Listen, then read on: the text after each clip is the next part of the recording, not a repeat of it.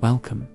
Welcome to Dream Science, a quiet space to unwind and explore. Maybe your mind is busy, or perhaps you just want to drift off to the sound of intriguing unknowns. Whatever brings you here, you're in the right place. Tonight, we'll gently explore unsolved mysteries of science. No rush, no noise, just a soft dive into the beautifully baffling. Imagine, what if your brain decides your actions before you even know it? What if your mind subtly filters reality to match what you already believe? And what if your memories aren't fixed, but constantly being rewritten? These are the strange truths of your own mind. As we begin, I wonder where you're listening from. Are the evening lights dimming, or is the sun just rising for you? Wherever you are, just relax. If you find peace here, consider liking or subscribing. It helps other quiet minds discover this space. Now, settle in, let the day fade. We're about to explore mind patterns that secretly predict your future. Let's begin. You wake up, the gentle hum of the city a distant lullaby, and you decide. You decide to stretch, to brew coffee, to wear the blue shirt instead of the red one. Every moment, it feels, is a testament to your unassailable freedom. You chart your course, make your choices, and the path ahead unfurls, seemingly shaped by the sovereign hand of your will.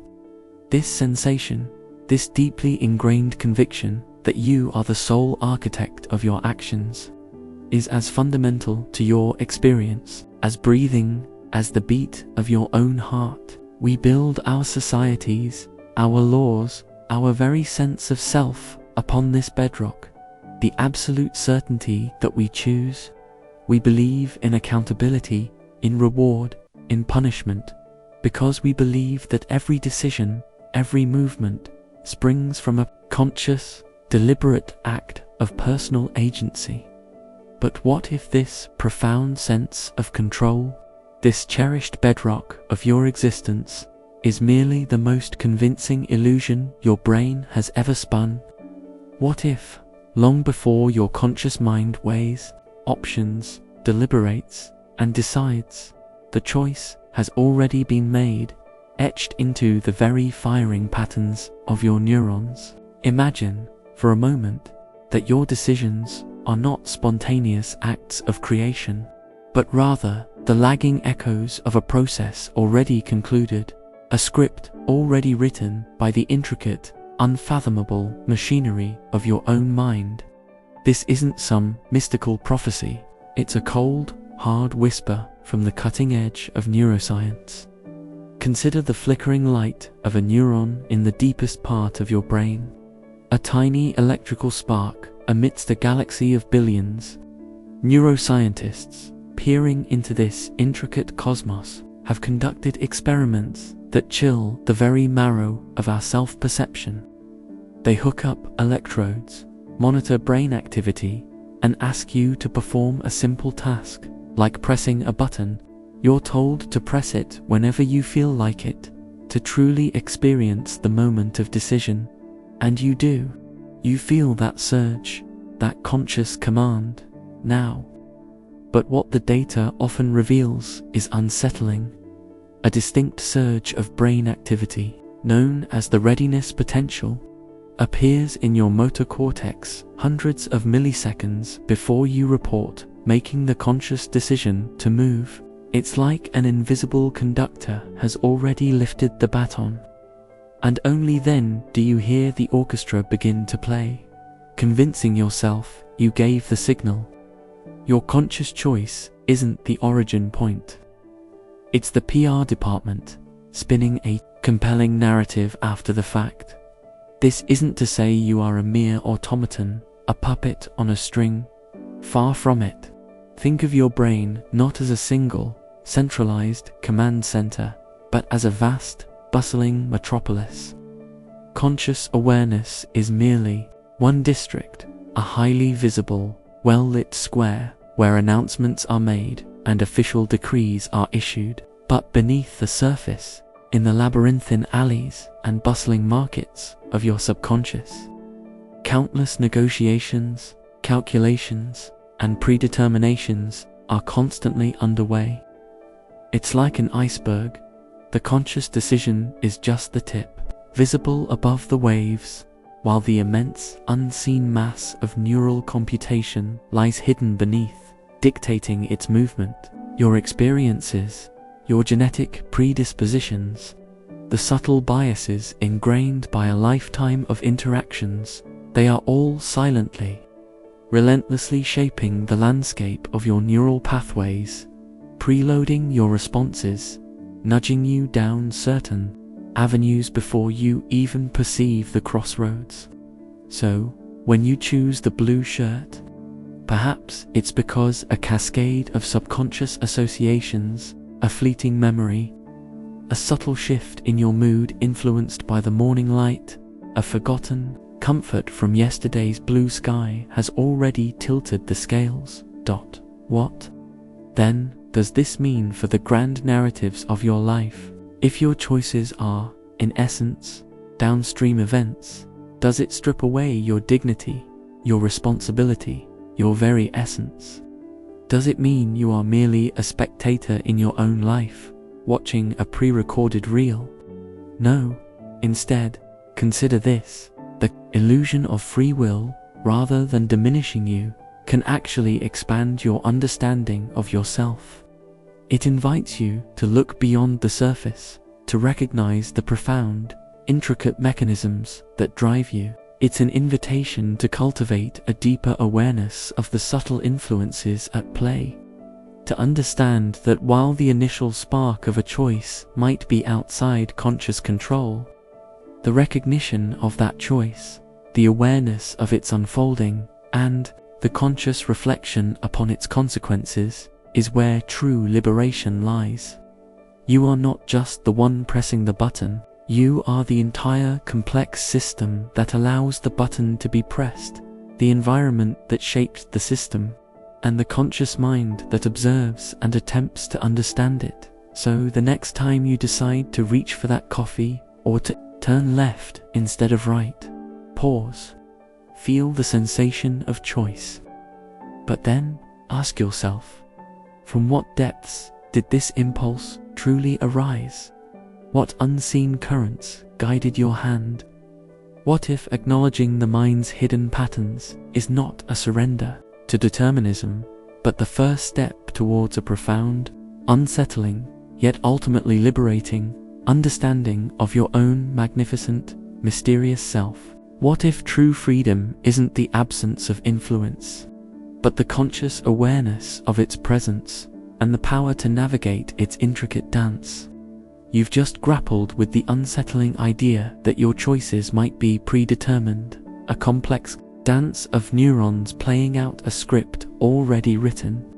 You feel the tug of that realization, perhaps a slight disorientation, like a compass spinning wildly. Your sense of self, so firmly anchored in conscious decision-making, suddenly feels adrift. But what if this pre-patterned existence isn't just about the past dictating the present? What if your mind, in its intricate, unknowable workings, is also, in some profound and unsettling way, already reflecting the future?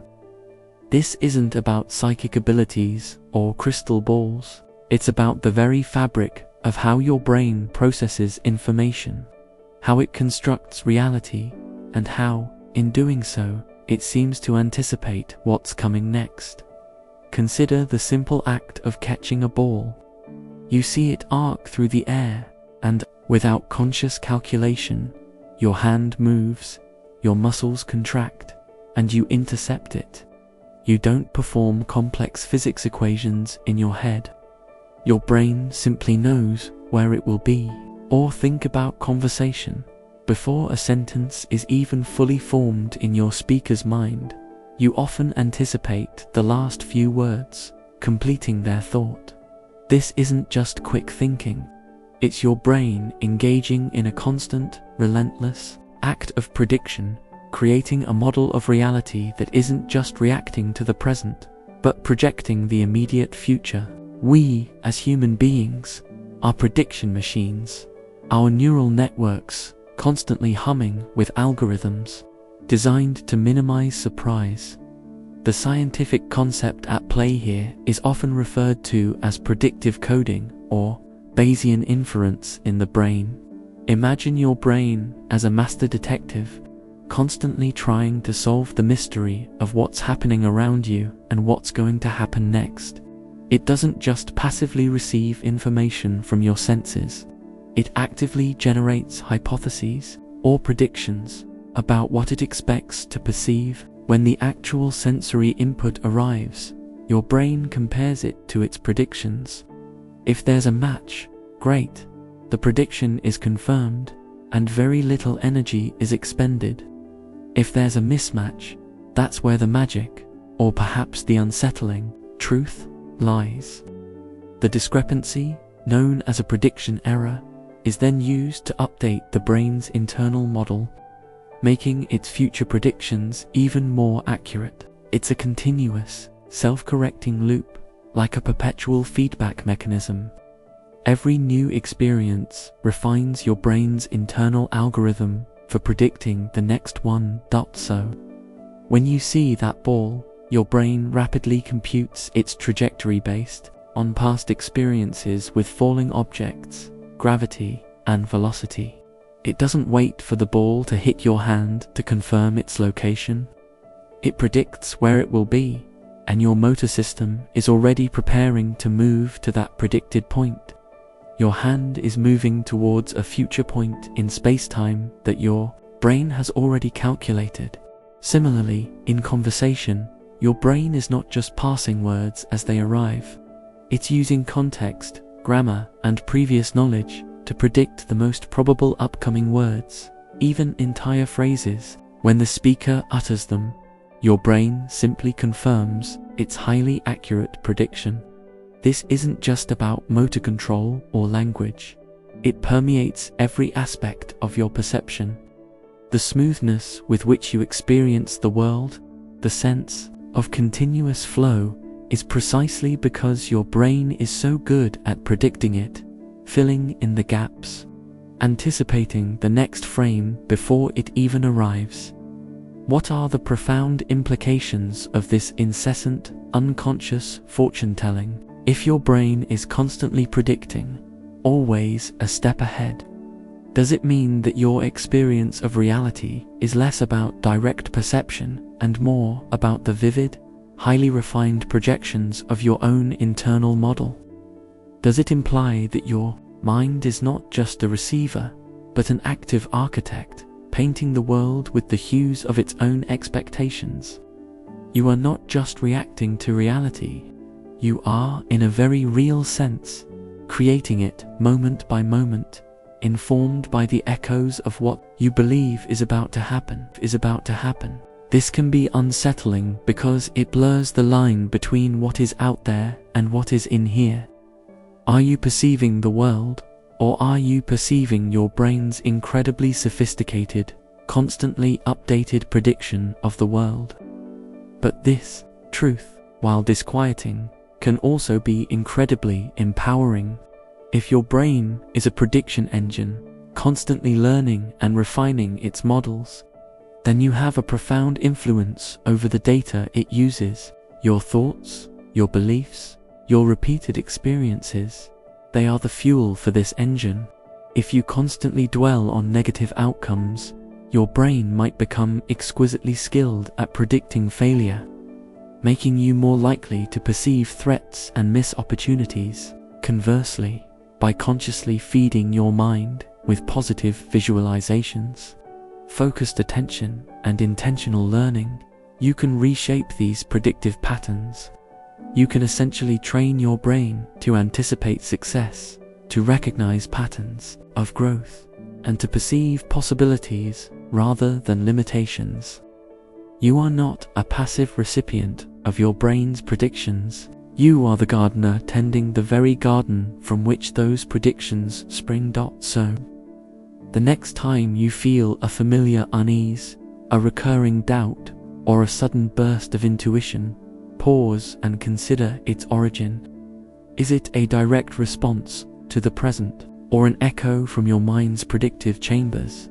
A pattern refined over a lifetime? What if understanding these echoes, these internal whispers of what's to come, is the first step towards consciously altering the trajectory of your own future, not by force of will, but by subtly, powerfully, reprogramming the very predictions that shape your reality? You've felt the unsettling tremor of realizing your choices might be echoes of a deeper neural process. And then the curious chill of knowing your brain is a relentless prediction engine, constantly anticipating the next moment. These ideas nudge at the solid ground of your perceived reality, making you question the very nature of your agency and your perception. But now, let's turn our gaze inward to something you hold most dear, something that anchors your identity: memory. You believe your memories are like faithful recordings, snapshots of the past, stored neatly in the archives of your mind, ready to be retrieved with perfect fidelity. We rely on them to tell us who we are, where we've been, and to inform every decision we make in the present.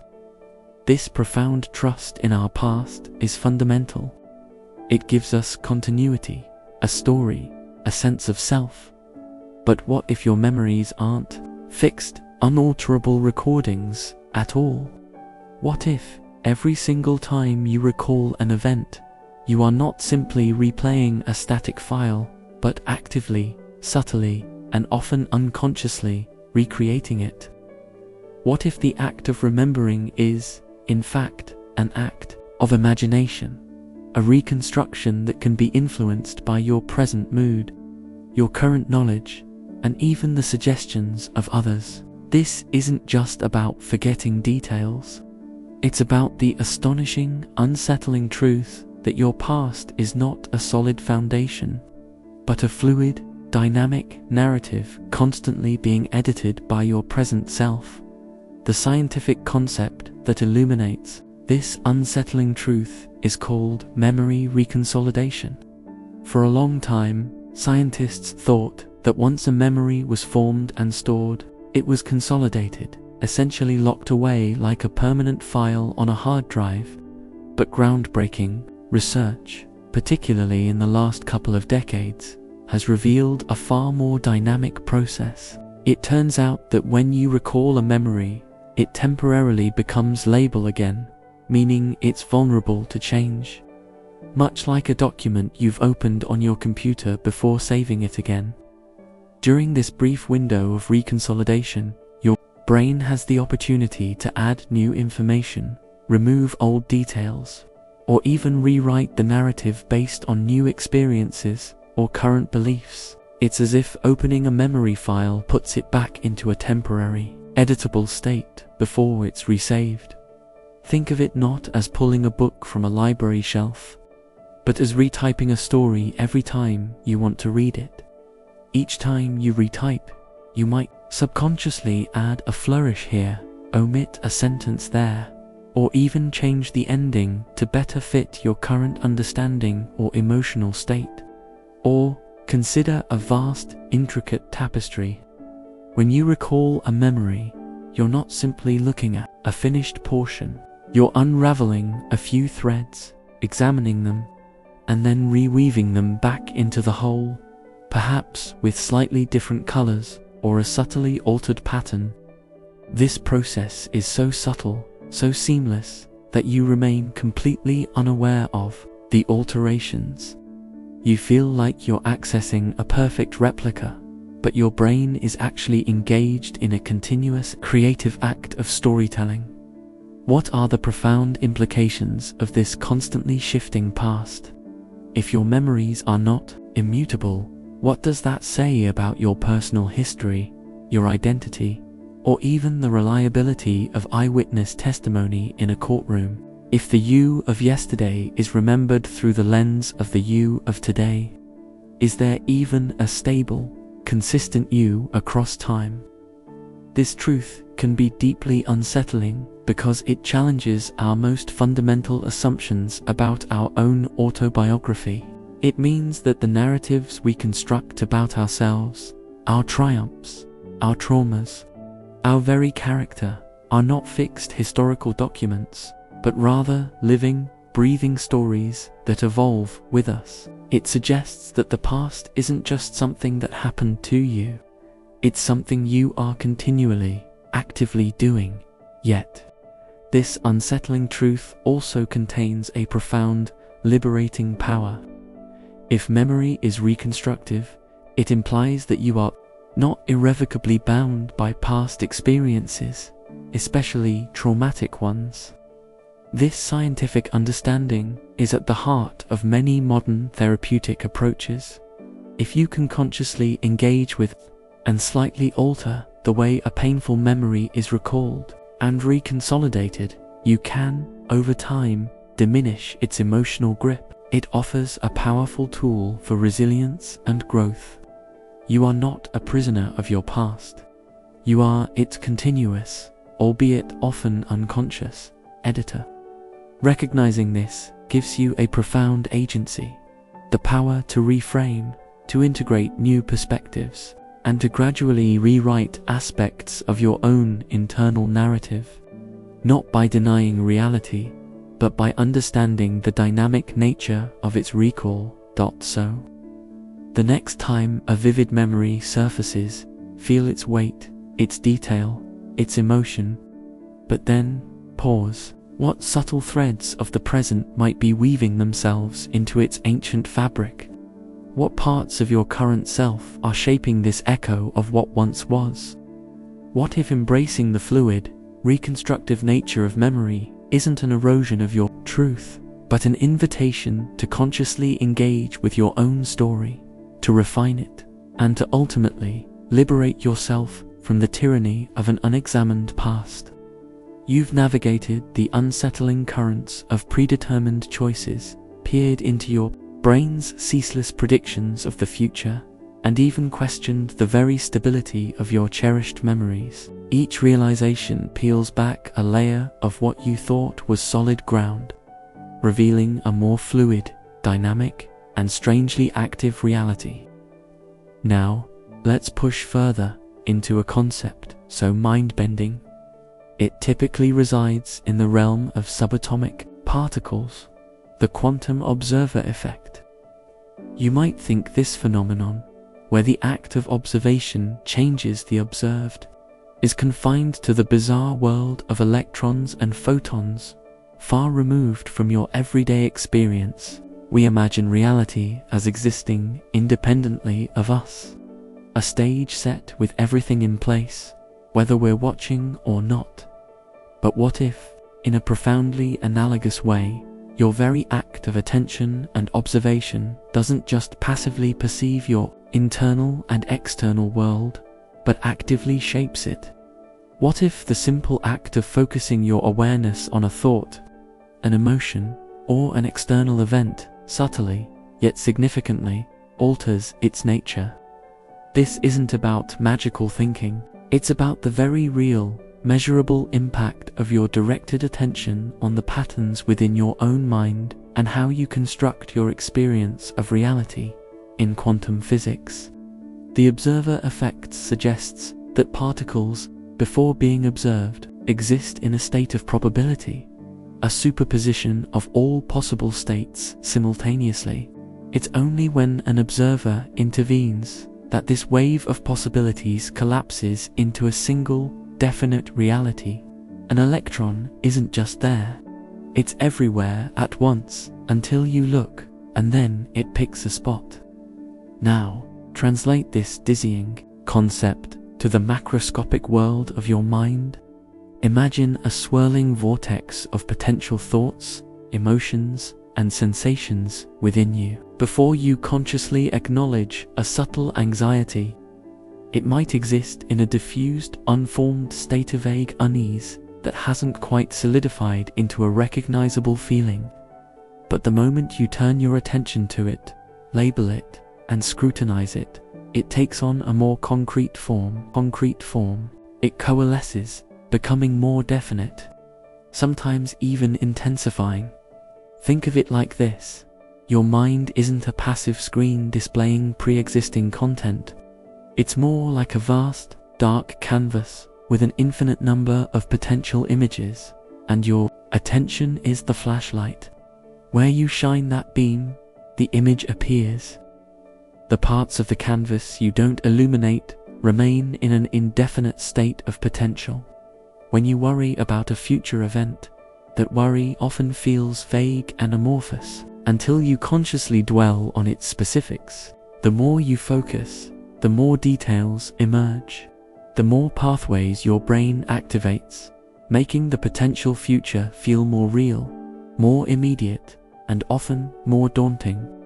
Similarly, when you practice gratitude, initially it might feel like a forced exercise, but as you deliberately focus your attention on specific things you're grateful for, those feelings don't just appear. They solidify, deepen, and expand, becoming a palpable emotional state. You are, in essence, collapsing the wave function of your internal world.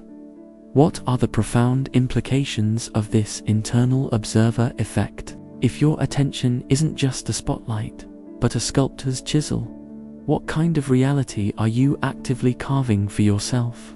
Does it mean that the very act of dwelling on a negative thought gives it more power, solidifying its presence in your mind? And conversely, does it imply that by intentionally shifting your attention, you can literally diminish the reality of certain internal states and cultivate others? This truth is deeply unsettling because it places an immense responsibility squarely on your shoulders. It suggests that your subjective experience isn't merely happening to you. It's being continuously shaped by you through the precise and powerful mechanism of your awareness. Yet, this disquieting insight is also profoundly empowering. If your attention is a causal force within your own mind, then you possess an incredible, inherent power to influence your inner landscape. This isn't about denying difficult emotions or problems. It's about understanding that how you observe them changes them. By consciously choosing where to place your attention, you can weaken the grip of persistent worries by denying them the oxygen of your focus. You can strengthen positive neural pathways by deliberately illuminating them. You can literally practice new ways of being, not just by willing them into existence, but by repeatedly directing your internal gaze towards them, allowing them to coalesce from potential into reality. You are not just observing your mind, you are actively participating in its very formation, moment by moment. So, the next time you feel a surge of anger, a whisper of doubt, or a flicker of joy, pause before fully engaging. Ask yourself, is this feeling truly solid, or am I, by directing my flashlight of attention, causing it to crystallize into its current form? What if mastering the art of attention isn't just about focus, but about understanding that your very awareness is a creative force, capable of shifting the probabilities of your inner world and sculpting the very reality you inhabit? You've journeyed through the disorienting landscapes of predetermined choices, predictive brains, fluid memories, and the mind's own quantum observer effect. Each revelation, a subtle tremor beneath the edifice of your assumed reality, has nudged you closer to a profound understanding. Your subjective experience is far more actively constructed than you ever imagined. But now, let's expand this gaze beyond the individual. What if these intricate internal processes, these deeply personal illusions and predictions, are not isolated phenomena, but rather threads woven into a larger, collective tapestry? What if the reality you share with billions of others isn't simply an objective, undeniable truth waiting to be perceived, but a consensus reality, constantly being co-created and reinforced by shared beliefs, cultural narratives, and collective attention. You assume, quite naturally, that the chair you're sitting on, the screen you're reading this on, the sky above you, exist independently of anyone's perception. We hold a deeply ingrained belief that there is one objective reality, and our individual minds are merely windows onto it. We rely on shared experiences, common sense, and scientific agreement to validate this conviction. But what if this shared understanding isn't a passive reception of truth, but an active, ongoing construction, a magnificent and intricate agreement forged in the crucible of collective human consciousness? The scientific and philosophical concepts underpinning this idea touch on fields from social psychology to cognitive science and even the sociology of knowledge. Think of it not as a solid, immutable structure, but as a vast, constantly updated wiki page of reality, edited and approved by billions of contributors.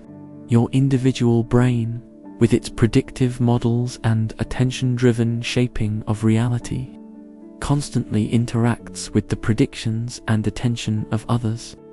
When enough individual brains agree on something, be it the existence of money, the meaning of a red light, or the concept of nation-states, it gains a powerful, almost undeniable solidity. This isn't to say physical objects don't exist, but rather that their meaning, significance, and perceived stability are heavily influenced by this shared agreement. Consider something as fundamental as time itself. While physics describes it in complex ways, your daily experience of linear time, seconds ticking by, past, present, future, is a deeply ingrained cultural construct, a shared agreement that allows societies to function, appointments to be kept, and narratives to unfold. Imagine a vast, interconnected neural network spanning across humanity. Your individual thoughts, beliefs, and perceptions send out ripples. When these ripples align with those from countless other minds, they coalesce, forming powerful currents that shape what we collectively deem real. A fashion trend, a political ideology, a scientific paradigm, these all begin as individual ideas or observations, but they gain momentum, coherence, and the appearance of objective truth as more and more minds adopt and reinforce them. Think of the concept of value. Why is a piece of paper worth something? Because billions of people agree that it is. That collective agreement, that shared focus of attention, imbues it with a reality that feels utterly concrete, even though its intrinsic value is non-existent. You are not just observing this consensus reality. You are an active participant, both contributing to it and being shaped by it, often without conscious awareness. What are the profound implications of realizing that reality, in many significant ways, is a consensual hallucination? If enough people believe something to be true, does it become true, at least in its functional impact on their lives? Does this explain the stubborn persistence of certain beliefs, even in the face of contradictory evidence, because the social cost of breaking from consensus is too high? This understanding can be deeply unsettling because it challenges the very notion of objective truth, suggesting that even our most fundamental perceptions are filtered through a complex web of shared assumptions. It can make you feel as though the ground beneath your feet isn't as solid as you once believed, but rather a constantly shifting surface held together by collective agreement. Yet, this unsettling truth is also immensely liberating.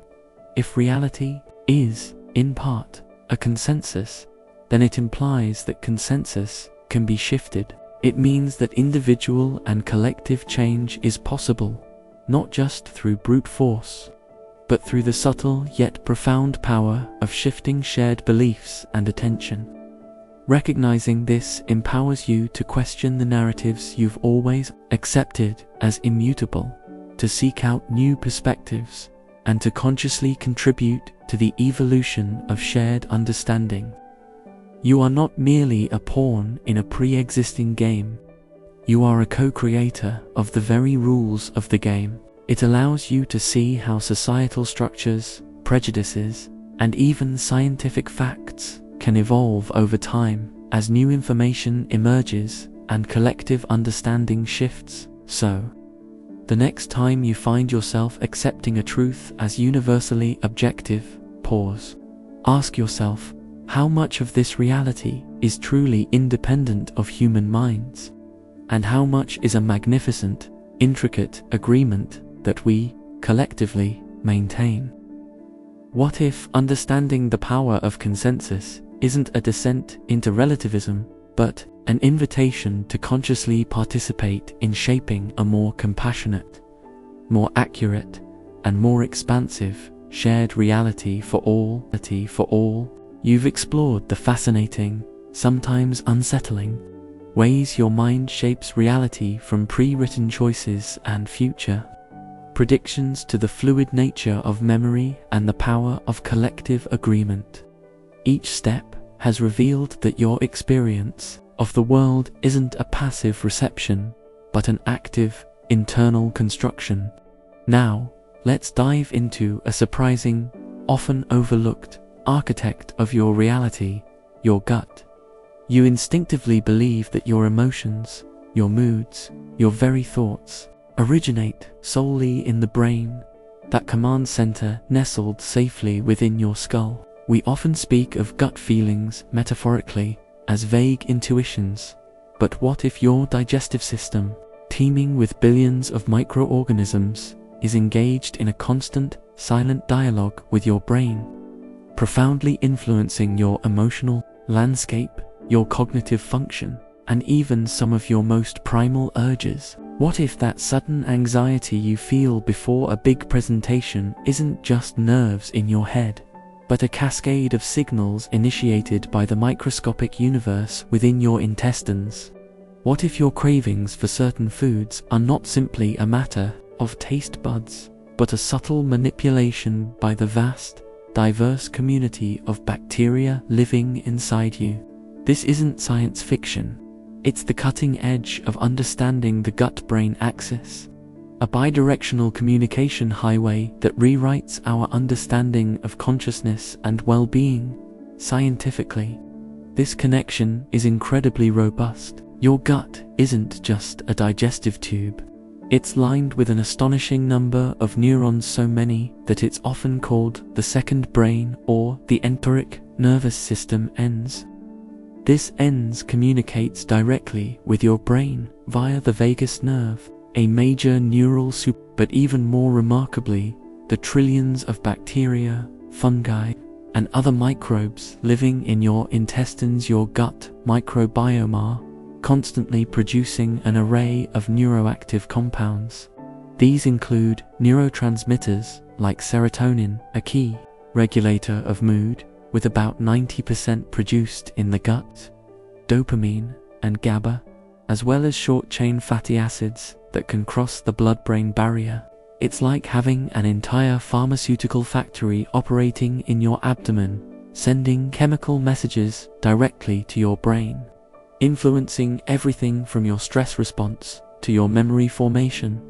Imagine your gut microbiome as a bustling, diverse city within you, with each microbial species akin to a different industry or community. Some produce compounds that calm your nervous system, others might trigger inflammatory responses, and some even influence your metabolism and appetite.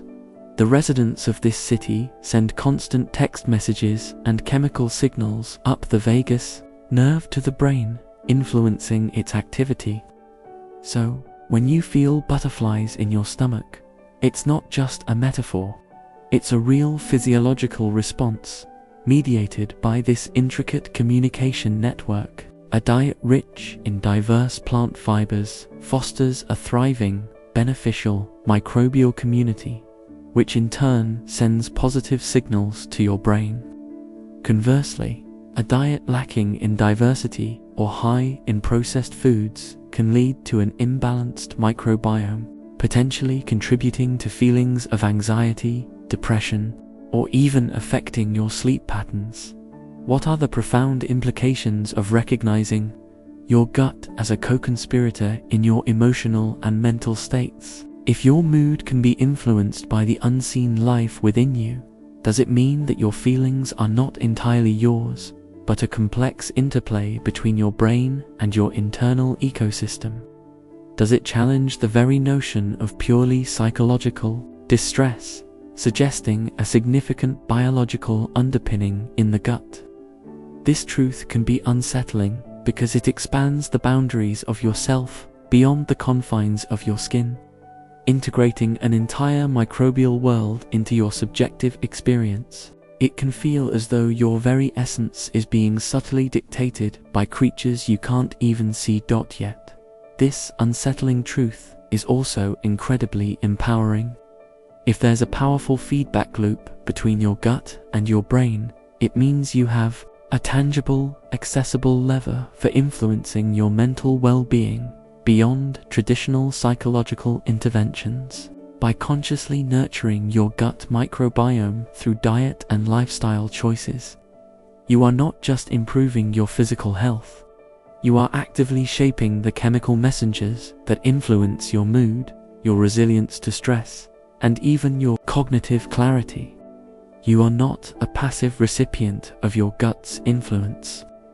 You are the cultivator of its inner garden, and a healthy garden sends healthier signals. This understanding offers a powerful new pathway to mental fortitude, suggesting that healing the mind can, in part, begin by healing the gut. So, the next time you experience an inexplicable shift in mood, a sudden craving, or a deep sense of calm, pause. Ask yourself, is this solely originating in my thoughts, or could the silent language of my gut, these trillions of microscopic allies or adversaries, be whispering secrets to my brain, shaping my reality from the inside out? What if truly understanding yourself requires listening not just to your mind, but to the profound, continuous conversation happening in your belly?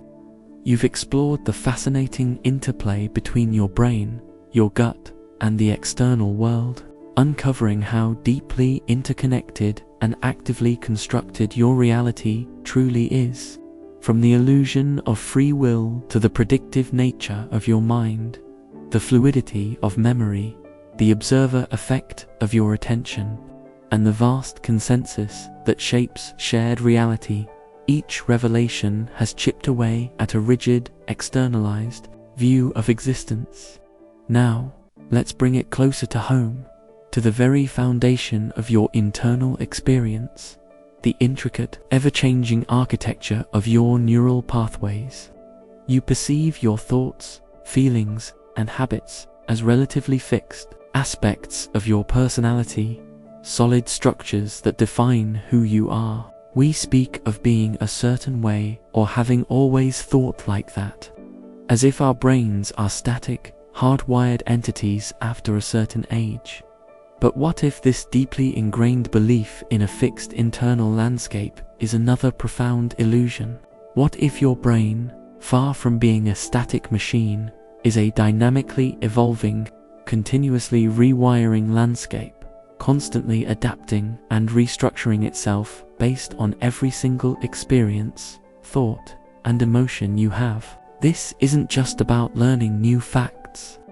It's about the literal, physical, and functional transformation of your brain's very structure.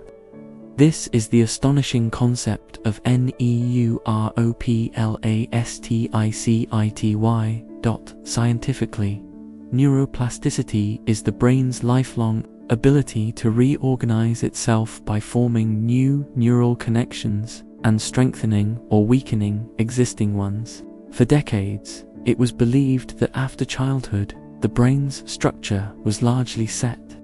However, groundbreaking research has shattered this notion, revealing that the brain is astonishingly adaptable. Every time you learn a new skill, practice a habit, or even just think a particular thought repeatedly, you are literally sculpting your brain. Neurons that fire together, wire together. This means that frequently used neural pathways become stronger and more efficient, like well-worn paths in a forest, while rarely used ones can wither away. It's a continuous process of construction and deconstruction, a living, breathing architectural project happening inside your skull. Imagine your brain not as a finished building, but as a vast, constantly evolving city. Each thought, each feeling, each action you repeat carves new roads, erects new structures, and reinforces certain districts while allowing others to fall into disuse. When you learn to play an instrument, for instance, the areas of your brain responsible for fine motor control and auditory processing literally expand and develop new connections.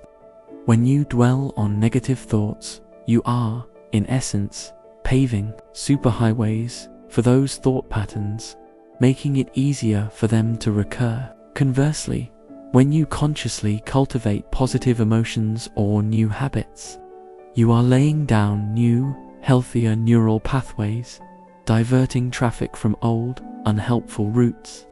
This process is happening all the time beneath the surface of your awareness, shaping the very infrastructure of your internal world. What are the profound implications of realizing that you are continuously remodeling your own brain? If your thoughts and actions are literally reshaping your neural architecture, does it mean that you are not merely a product of your past, but an active, moment-by-moment sculptor of your future self? Does it imply that deeply ingrained habits or emotional responses are not insurmountable roadblocks, but merely well-trodden paths that can, with conscious effort, be rerouted? This truth can be unsettling because it places an immense power and responsibility squarely on your shoulders. It means that the you of tomorrow is being built by the you of today. Through every choice you make, every thought you entertain, and every experience you seek out. Yet, this unsettling truth is profoundly liberating. Neuroplasticity means that change is not just possible, but an inherent capacity of your being. You are not trapped by past conditioning or genetically predisposed limitations to the extent once believed. If you can consciously cultivate new habits, practice mindfulness, or learn new skills, you are literally giving your brain the raw materials and instructions to build a different, potentially more adaptive and fulfilling internal architecture. It offers tangible hope for overcoming challenges, for fostering resilience, and for continually growing into the person you aspire to be. It means that transformation isn't a miraculous event, but the consistent application of effort towards rewiring your own operating system. So, the next time you find yourself repeating an old pattern or wishing you could be different, pause. Consider the incredible, dynamic landscape of your brain. What pathways are you inadvertently reinforcing, and which new, more beneficial routes could you begin to forge, one conscious thought and one deliberate action at a time? What if embracing the profound neuroplasticity of your brain isn't just a scientific curiosity, but the ultimate roadmap to consciously designing the very architecture of your inner world? You've explored the fascinating, often unsettling, depths of your internal world, from the hidden forces shaping your choices and memories to the gut's silent whispers and the brain's remarkable plasticity. Each layer peeled back reveals a more active, dynamic, and personally constructed reality than you once believed. Now, let's consider how this intensely personal construction interacts with the vast, often invisible, forces of the world around you. You operate under the assumption that you perceive the world objectively, seeing things as they are, and that your beliefs are formed through a rational, unbiased processing of information. We pride ourselves on open-mindedness, believing we seek truth wherever it may lead. But what if your perception of the world, and consequently your beliefs and actions, are profoundly and subtly filtered by an invisible echo chamber, constantly reinforcing what you already think, believe, and expect? What if you are far more than you realize, inhabiting a personalized bubble of information, subtly curated by algorithms, social circles, and your own cognitive biases? This isn't about conscious censorship. It's about the inherent tendency of your mind and the systems around you to create a feedback loop that silently dictates much of what you see, hear, and ultimately believe to be true. The scientific and sociological concepts at play here are confirmation bias and filter bubbles, echo chambers. Think of it not as a grand conspiracy, but as a sophisticated, ever-present algorithm. Your brain, in its relentless pursuit of efficiency, prefers to confirm what it already knows. This is confirmation bias, the tendency to seek out, interpret, and remember information in a way that confirms your pre-existing beliefs or hypotheses. It's a mental shortcut, a cognitive filter that makes the world feel predictable and coherent, even if it's at the cost of genuine objectivity. Simultaneously, in the digital age, filter bubbles and echo chambers on social media and news platforms act as external accelerators of this bias. Algorithms learn your preferences, what you click on, what you like, who you follow, and then feed you more of the same, subtly excluding contradictory viewpoints. It's like being in a room where everyone agrees with you all the time. Imagine your perception as a custom-built lens, tailored specifically to your existing beliefs. When you look through this lens, information that aligns with your views appears sharper, clearer, and more prominent, while information that contradicts them often seems blurry, less relevant, or even invisible. If you believe strongly in a certain political ideology, your brain will instinctively give more weight to news articles and opinions that support it, while easily dismissing or rationalizing away anything that challenges it. Online, this is amplified. Your social media feed becomes a mirror, reflecting your own thoughts and opinions back at you, surrounded by others who share them. You see articles shared by like-minded friends, comments that affirm your perspective, and news sources that cater to your existing worldview. The dissenting voices, the alternative facts, the nuanced complexities are simply filtered out, creating an incredibly convincing, yet ultimately limited, version of reality. What are the profound implications of realizing you exist within such an echo chamber, if your understanding of the world is largely a curated experience, constantly reinforcing your pre-existing views? How truly open-minded can you be? Does it mean that genuine disagreement often stems not from malice, but from two individuals inhabiting fundamentally different information landscapes, each convinced of their own objectivity? This truth can be deeply unsettling because it challenges your sense of intellectual autonomy and the very idea of a shared, unbiased truth. It suggests that even your most deeply held convictions might be less a result of objective inquiry and more a product of the information you've been exposed to, and the information you've unwittingly sought out. Yet, this unsettling truth is also immensely empowering. Recognizing the existence of your own echo chamber is the first critical step toward transcending it. It gives you the agency to deliberately seek out diverse perspectives, to actively challenge your own assumptions, and to consciously engage with information that makes you uncomfortable. You are not a helpless prisoner within this bubble.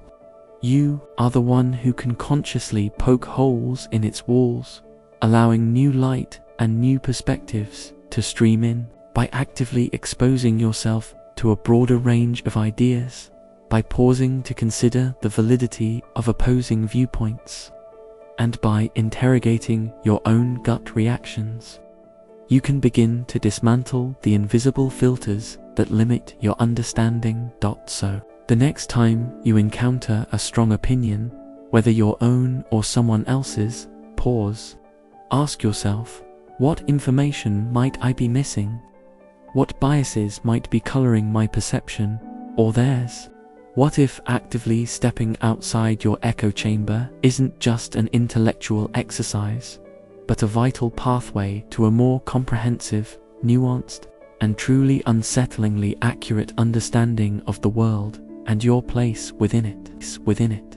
You've ventured through the intricate architecture of your inner and outer worlds, from the subtle biases of your brain and the powerful influence of your gut to the societal consensus shaping your reality. You've begun to understand that your perception is far from a passive reception. It's an active, ongoing construction. Now, let's confront a particularly pervasive, yet often invisible, force within your own mind, the default mode network, DMN. You often imagine your mind as being fully present, engaged, and directed when you're not actively focusing on a task. We think of doing nothing as a state of mental rest, a quietude that allows us to simply be. But what if this state of doing nothing is, in fact, one of the busiest and most self-referential modes your brain operates in? What if, left to its own devices, your mind defaults to a complex web of self-talk, rumination, future planning, and revisiting the past, effectively creating an internal narrative that often runs on autopilot, subtly dictating your mood, anxieties, and even your sense of identity? This isn't about conscious thought. It's about the relentless, often unbidden, activity of a specific neural network that profoundly influences your experience, often without your explicit permission. Scientifically, the default mode network, DM, is a set of interconnected brain regions that become highly active when you're not engaged in a task that requires outward focus. During daydreaming, mind-wandering, thinking about yourself, reflecting on the past, or planning for the future. It's the brain's idle mode, but far from being idle, it's a hive of internal activity. It plays a crucial role in self-referential processing, theory of mind thinking about what others are thinking, memory retrieval, and future imagining. It's what allows you to construct a coherent narrative of your life, to imagine scenarios, and to empathize. However, when overactive or imbalanced, the DMN is strongly implicated in conditions like anxiety, depression, and obsessive rumination. It's the neural engine behind that incessant voice in your head. Imagine your DMN as an internal news channel that's always on, broadcasting a continuous stream of programming primarily focused on you. It's narrating your past mistakes, projecting future worries, analyzing social interactions, and constantly evaluating your sense of self. When you're lost in thought during a walk or lying awake at night, it's often the DMN generating that endless monologue. It's building scenarios, playing out conversations, and dissecting events, both real and imagined. While this function is vital for planning and self-awareness, it can also become a relentless echo chamber of anxieties and self-criticism. It's like a car engine that, even when parked, continues to hum and consume fuel, sometimes even overheating. What are the profound implications of recognizing this powerful, often unconscious, internal broadcaster? If a significant portion of your mental life is dominated by this self-referential narrative, how truly present can you be in the current moment? Does it explain why mindfulness practices, which aim to quiet the DMN, can feel so profoundly challenging yet liberating? This truth can be unsettling because it reveals that even when you think you're resting your mind, it's often caught in a whirlpool of internal chatter, often disconnected from the direct experience of life unfolding around you. It suggests that much of your perceived suffering isn't from external circumstances, but from the unceasing, looping narratives generated within this powerful network. Yet, this unsettling truth is also profoundly empowering. Understanding the DMN isn't about demonizing it, but about recognizing its influence and learning to navigate its currents. The very act of becoming aware of its activity, of noticing when your mind is caught in a loop of past regrets or future anxieties, gives you the first point of leverage. Practices like mindfulness, meditation, focused attention tasks, and engaging deeply with the present moment are effective precisely because they reduce DMN activity and strengthen pathways associated with present moment awareness. You are not destined to be ruled by your internal monologue. You have the capacity to observe it, to gently redirect your attention, and to create moments of genuine mental quietude. This understanding offers a powerful pathway to reclaiming your attention, reducing mental clutter, and experiencing a deeper, more direct connection with your life as it happens.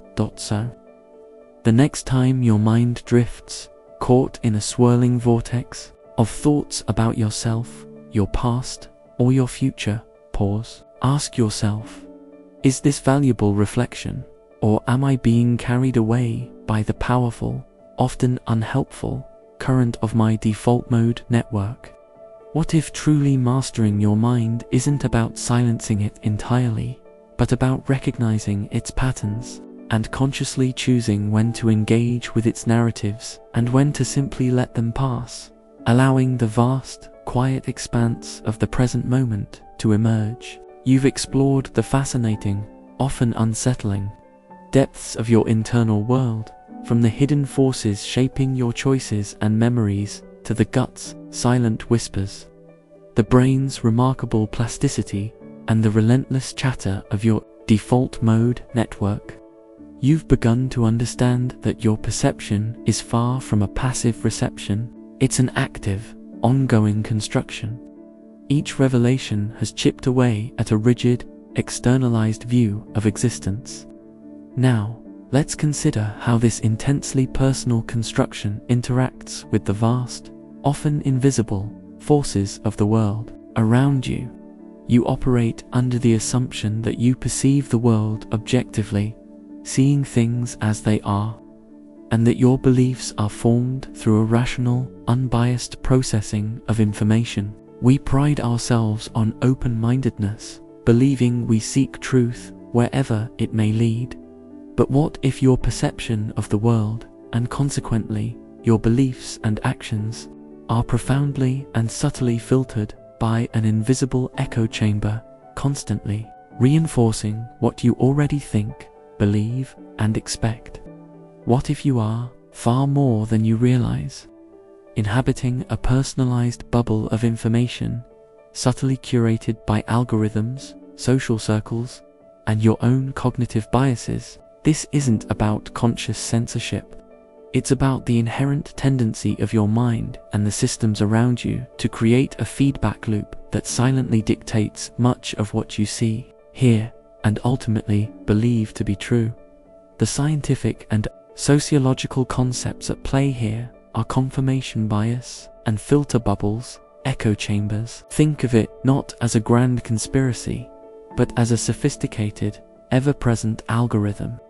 Your brain, in its relentless pursuit of efficiency, prefers to confirm what it already knows. This is confirmation bias, the tendency to seek out, interpret, and remember information in a way that confirms your pre-existing beliefs or hypotheses. It's a mental shortcut, a cognitive filter that makes the world feel predictable and coherent, even if it's at the cost of genuine objectivity.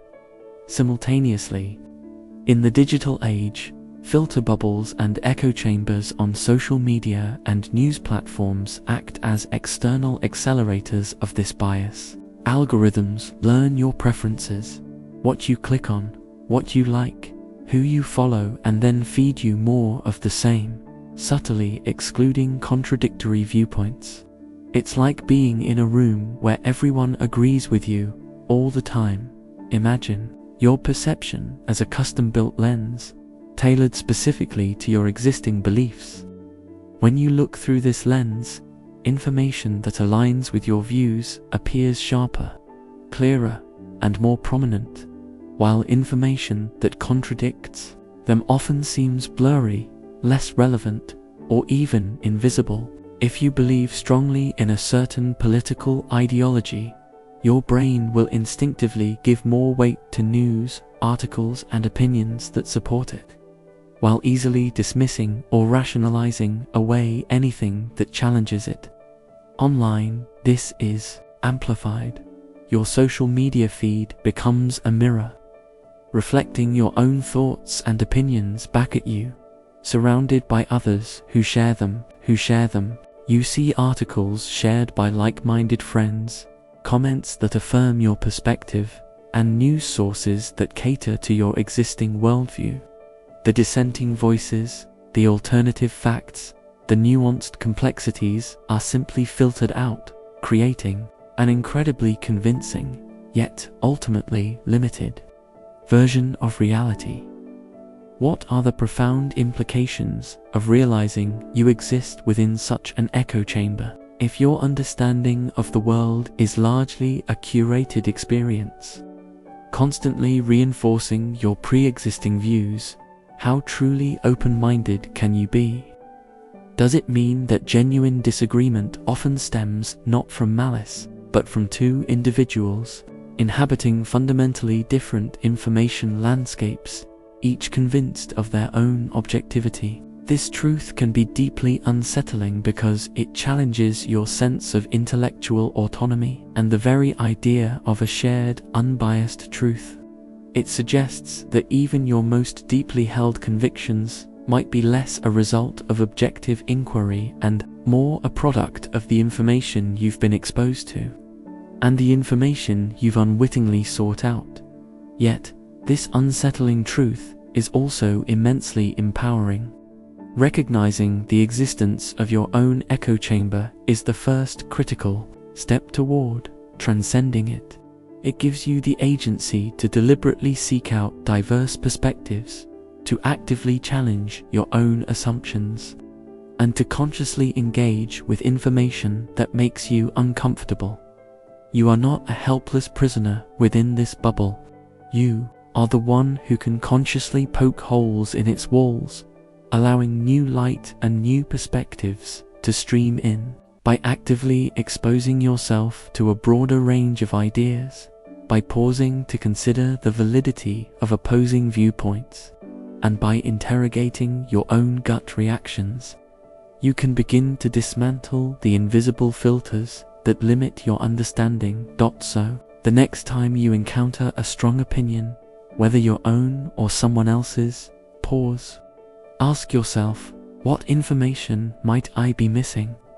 What biases might be coloring my perception or theirs? What if actively stepping outside your echo chamber isn't just an intellectual exercise, but a vital pathway to a more comprehensive, nuanced, and truly unsettlingly accurate understanding of the world and your place within it? You've grappled with the notion that your brain actively sculpts your reality, influenced by everything from your gut to societal consensus, and even the incessant hum of your own internal narratives. You've come to see that what you perceive as objective truth is often a deeply personal, constructed experience. Now, let's turn to one of the most fundamental, seemingly immutable aspects of your existence: time. You experience time as a steady, unwavering river, flowing consistently from past to present to future, each second precisely identical to the last. We rely on clocks, calendars, and the universal tick-tock to organize our lives, convinced that time is an external, fixed constant. But what if this steady, uniform flow is another masterful illusion? One that your brain artfully crafts to provide a coherent narrative to your life. What if time, as you experience it, is not a universal constant, but an incredibly elastic, deeply subjective phenomenon, stretched and compressed by your emotional state, your level of attention, and the very way your brain processes information? This isn't about relativistic physics. It's about the profound, unsettling reality of how your inner world molds the perceived passage of time. Scientifically, while the universe operates on a fundamental dimension of time, your brain's perception of duration is remarkably malleable. There isn't a single time organ in your brain. Instead, your sense of time emerges from the complex interplay of various neural networks, including those involved in attention, memory, emotion, and prediction. When you're in a state of high arousal or fear, for instance, your brain records more detail, creating a richer, denser memory of the event.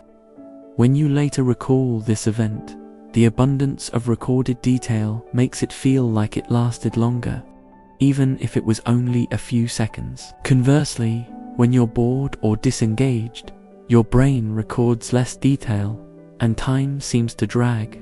It's like your brain is either a high-definition recorder capturing every frame, or a low-resolution camera skipping frames, altering the perceived playback speed.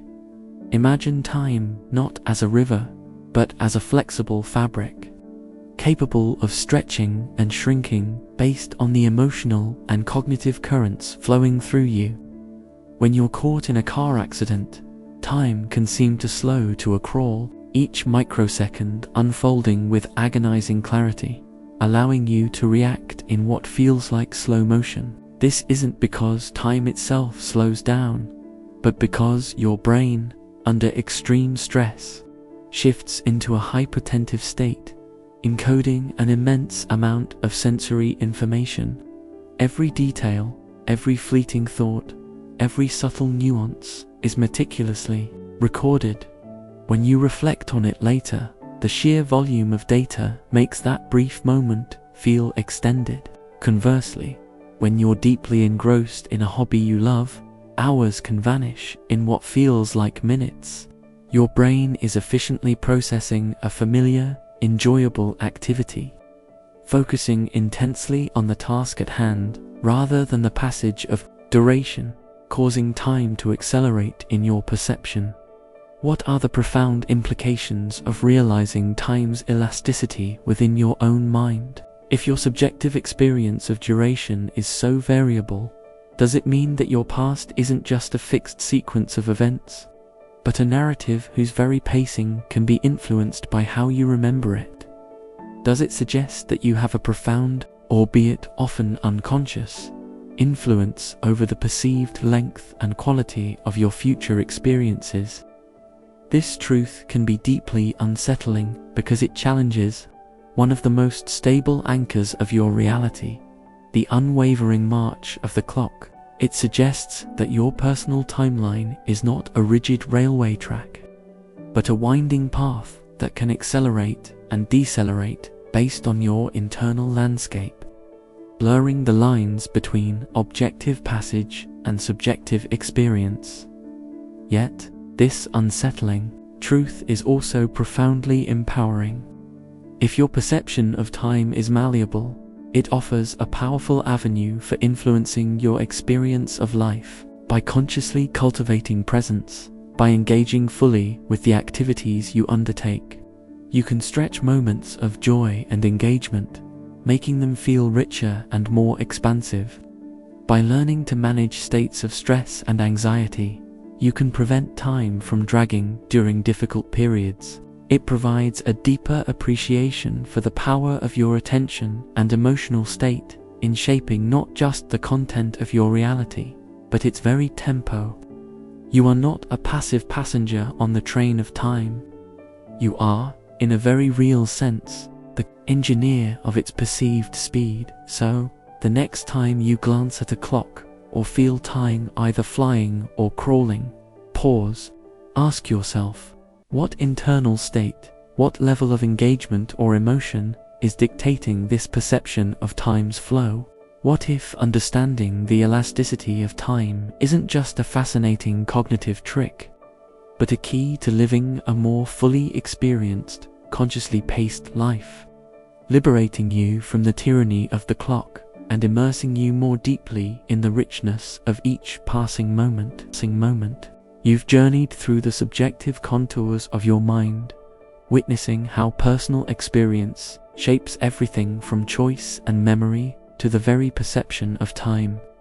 You've grappled with the intimate, internal architectures that construct your reality. Now, let's zoom out further, beyond the individual and even beyond the immediate consensus, to an omnipresent, often invisible force that profoundly sculpts your mind patterns, culture. You might believe that your values, your beliefs, your very way of thinking and feeling are inherently yours, a unique product of your personal journey and individual insights. We often dismiss cultural influences as mere surface-level customs or traditions, distinct from the core of who we are. But what if culture is not just a backdrop against which your life unfolds, but the very operating system within which your mind functions? What if the language you speak, the stories you're told, the social norms you internalize, and the societal structures you inhabit are constantly, subtly, and deeply programming your brain, influencing your perception, your emotions, your moral compass, and even the way you categorize and understand the world? This isn't about conscious adherence to rules.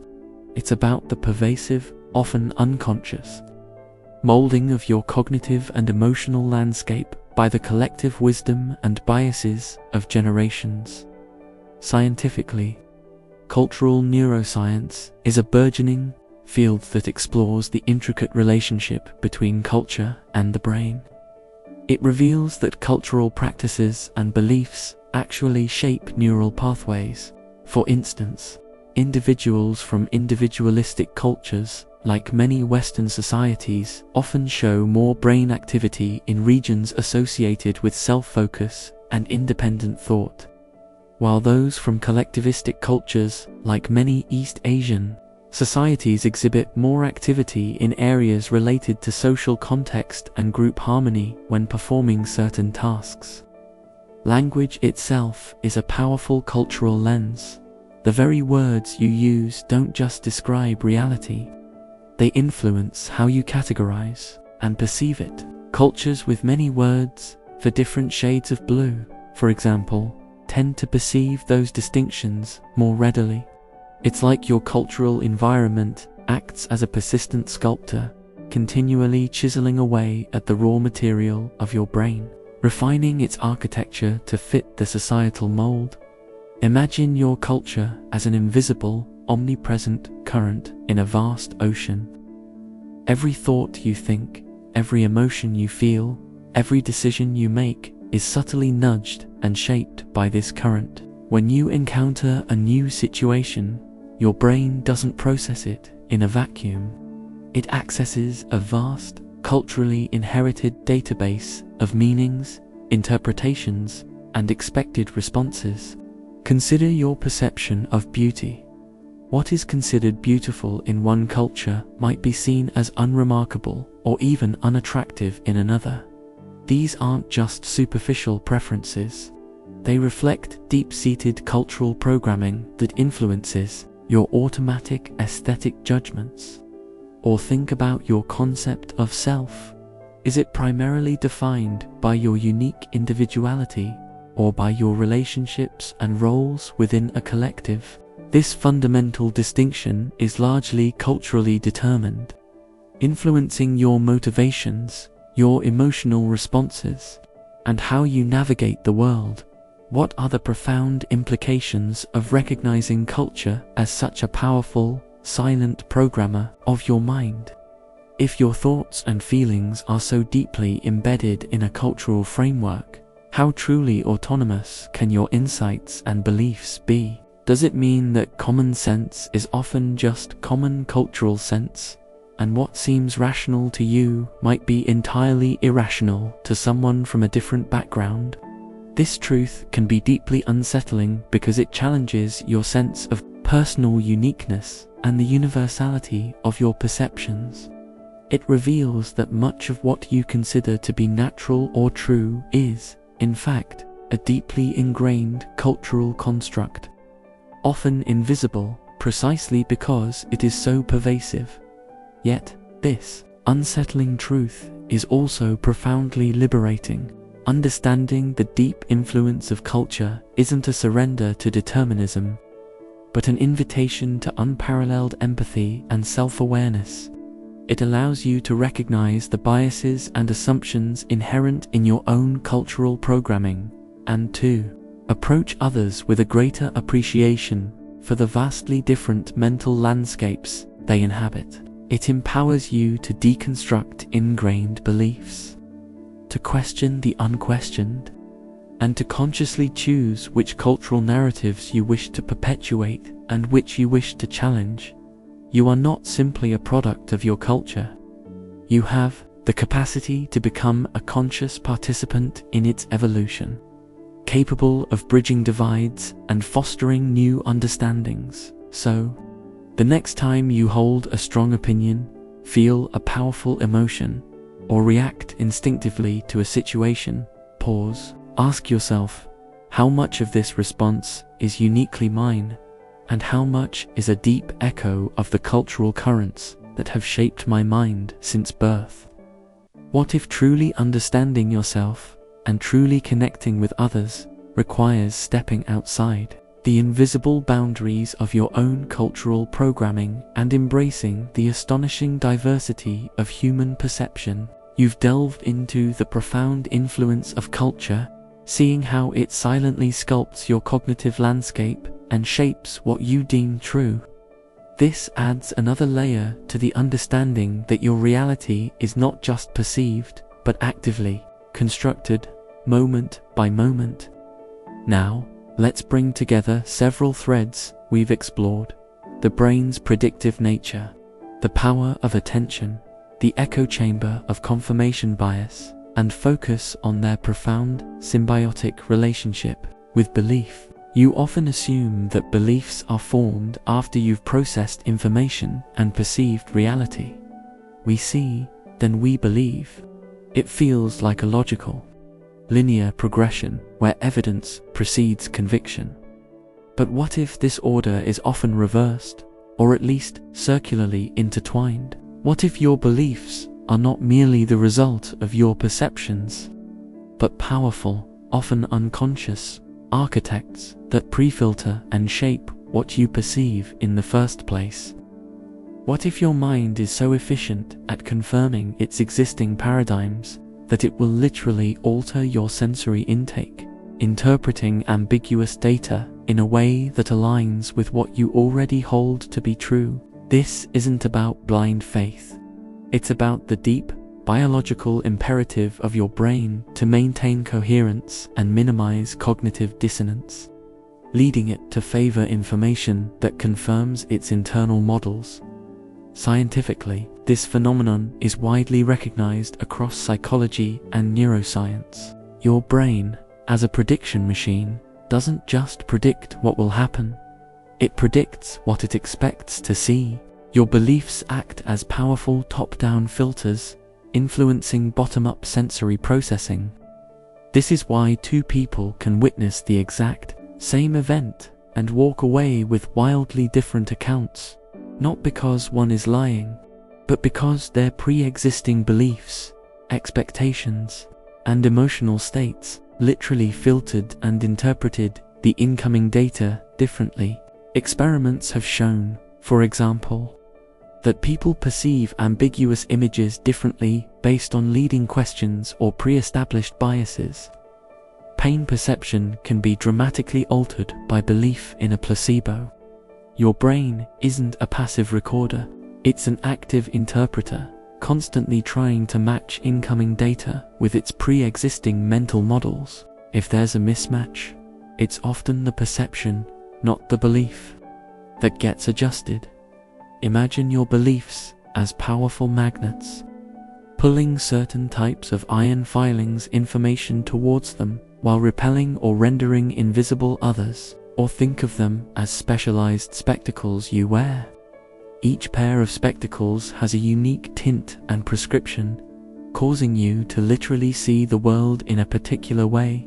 If you strongly believe that people are inherently untrustworthy, your brain will be primed to notice every subtle gesture, every ambiguous word that confirms that belief, overlooking countless instances of trustworthiness.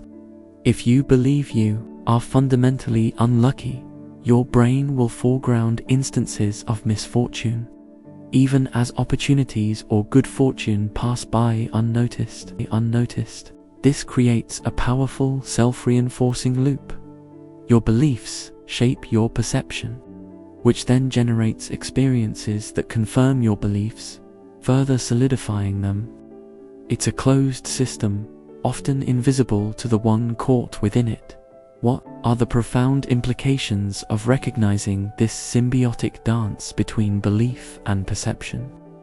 If your beliefs are actively dictating what you see and experience, how can you ever truly ascertain objective truth? Does it mean that the world you inhabit is, in a very real sense, a reflection of your deepest convictions, whether conscious or unconscious? This truth can be deeply unsettling because it challenges the very notion of objective observation. It suggests that your reality is less about what is and more about what you expect to be, making the pursuit of truth a far more nuanced and internally driven endeavor than previously imagined. Yet, this unsettling truth is also profoundly empowering. If your beliefs are such powerful shapers of your reality, then intentionally examining and perhaps altering your beliefs becomes one of the most potent forms of leverage for transforming your experience. You are not a helpless recipient of external reality. You are an active co-creator, wielding the immense power of your convictions. By consciously identifying limiting beliefs, by exposing yourself to new ideas, remembering the echo chamber, of course, and by deliberately cultivating empowering beliefs, you can begin to literally change what your brain is primed to perceive.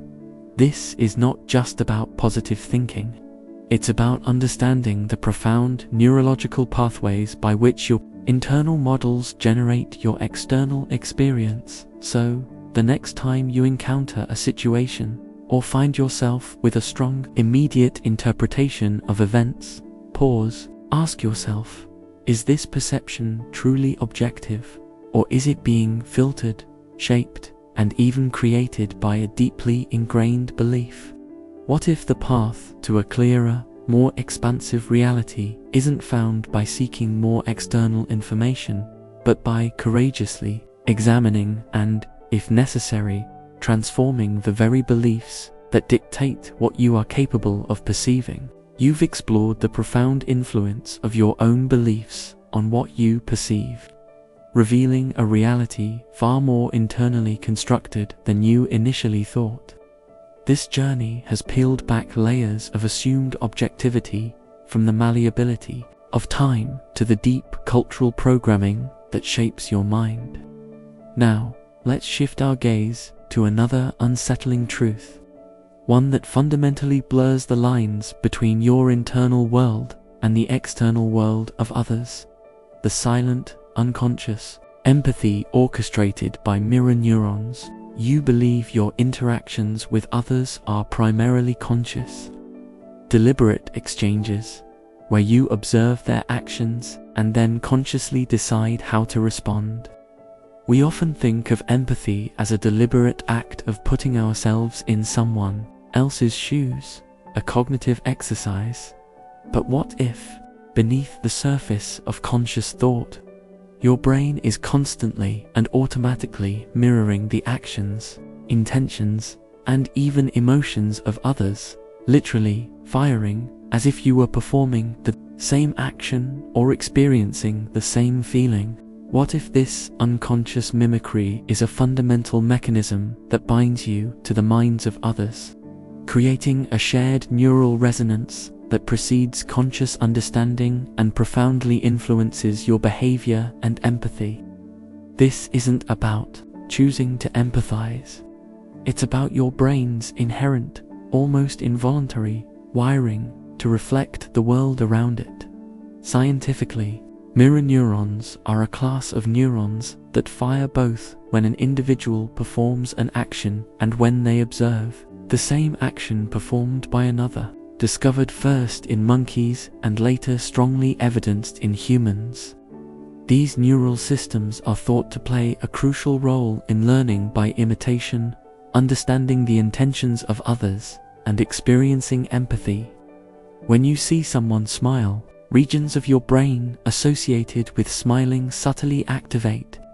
When you witness someone in pain, areas linked to your own pain experience light up. It's as if your brain runs a miniature internal simulation of what it's like to be the other person, creating an immediate, visceral understanding that bypasses deliberate thought. Imagine your brain not just as an observer, but as a sophisticated, invisible tuning fork, constantly vibrating in resonance with those around you. When someone picks up a cup, the motor neurons in your brain that would typically fire if you picked up a cup also flicker into activity, even though your hand remains still. When a friend expresses sadness, your own neural pathways associated with sadness are activated, creating an immediate, embodied sense of their emotion. This silent choreography happens constantly, without your conscious awareness. It's why yawning is contagious, why you might wince when you see someone stub their toe, or why you might feel a pang of awkwardness when witnessing someone else's social faux pas. Your brain is automatically simulating their experience, creating a profound, unconscious connection. What are the profound implications of recognizing this silent, mirroring capacity within your own brain if your internal states are so deeply intertwined with those around you? Does it mean that your emotions and intentions are not always purely your own, but often reflections, or even infections, from others? Does it suggest that you are far more permeable to the emotional and behavioral states of those in your immediate environment than you ever realized? This truth can be deeply unsettling because it challenges the clear boundary you perceive between self and other, suggesting a profound, subconscious interdependency. It implies that your personal space is constantly being subtly influenced by the neural activity of those within your sensory field. Yet, this unsettling truth is also profoundly empowering. Understanding mirror neurons offers a powerful lens through which to comprehend empathy, social connection, and collective behavior. It highlights the immense importance of the environments you choose and the people you surround yourself with.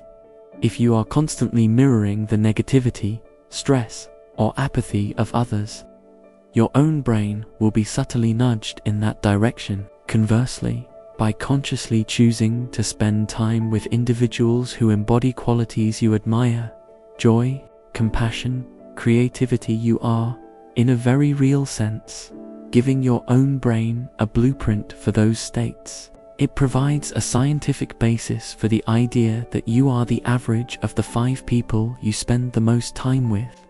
You are not just observing, you are inherently integrating.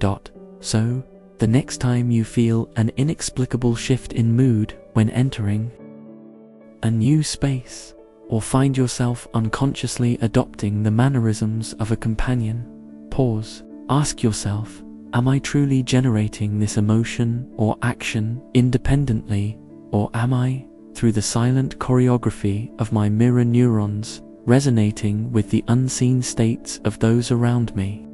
What if understanding this profound neural mirroring isn't a loss of self, but a gateway to deeper empathy?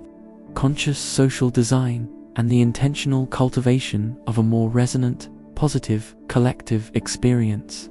You've traversed the intricate pathways of your mind, from the subconscious mirroring of others to the deep influence of culture and belief. Each revelation has shown you how actively your reality is constructed and how interconnected your internal world is with the external. Now, let's confront a particularly pervasive and often anxiety pattern that shapes your daily experience: the spotlight effect. You often feel as though you are constantly under scrutiny, that every minor misstep, every awkward moment, every flaw is magnified and noticed by everyone around you. We operate with a deep-seated assumption that others are paying far more attention to us than they actually are, believing we are the central figures in their ongoing narrative. But what if this pervasive feeling of being perpetually observed, of having a literal spotlight shining on your every move, is largely an elaborate illusion generated by your own brain? What if the intense self-consciousness you experience, the fear of judgment, and the meticulous replay of social interactions are driven by a cognitive bias that wildly overestimates how much others truly care or even notice? This isn't about others being uncaring. It's about the inherent self-centeredness of your own perceptual system, which places you at the focal point of your universe, leading to a profound miscalculation of your significance in the minds of others. Scientifically, the spotlight effect is a well-documented psychological phenomenon. It refers to the tendency to overestimate the extent to which one's actions and appearance are noticed by others. Studies have repeatedly shown that people consistently believe they are being observed and judged far more than they actually are. This stems from a combination of factors. Your inherent egocentrism, your own self, is the center of your conscious experience. The availability heuristic, your own thoughts about yourself, are immediately available and vivid, and the illusion of transparency, the mistaken belief that your internal thoughts and emotions are easily discernible to others. Your brain is so consumed with its own internal state and self-perception that it projects this intensity outward, assuming everyone else is equally engrossed in your drama. Imagine yourself walking onto a stage, blinded by a powerful spotlight. You feel exposed, every imperfection magnified, every move scrutinized. But in reality, from the audience's perspective, that spotlight is nowhere near as bright, and they are distracted by their own internal monologues, their own perceived spotlights. When you trip, you replay the moment in agonizing detail, convinced everyone saw and is judging. In truth, most people might not have noticed, or if they did, quickly dismissed it, their attention already pulled back to their own concerns. When you have a bad hair day, you feel intensely self-conscious, assuming it's all anyone sees. But others are preoccupied with their own bad hair days, or their grocery lists, or their anxieties about their perceived spotlights. You are the protagonist of your own story, but in everyone else's story, they are the protagonist. What are the profound implications of recognizing this pervasive cognitive bias? If so much of your anxiety and self-consciousness stems from an exaggerated belief in external scrutiny, does it mean you are creating much of your own social discomfort? Does it suggest that you are far freer to be authentically yourself than you ever dared to imagine, unburdened by the phantom gaze of others? This truth can be deeply unsettling because it reveals that a significant portion of your daily stress, your fear of judgment, and your hesitation to express yourself are internal constructs, self-imposed limitations built on a fundamental miscalculation of others' attention. It means that the audience you fear is often more preoccupied with their own performance. Yet, this unsettling truth is also profoundly liberating. Understanding the spotlight effect immediately grants you a powerful sense of freedom. It allows you to lighten the load of self-consciousness, to take more risks, and to express your true self without the paralyzing fear of judgment. By reminding yourself that others are far less focused on your perceived flaws than you are, you can redirect that immense mental energy outwards towards genuine connection and purposeful action. You are not trapped by external judgment. You are trapped by the illusion of it.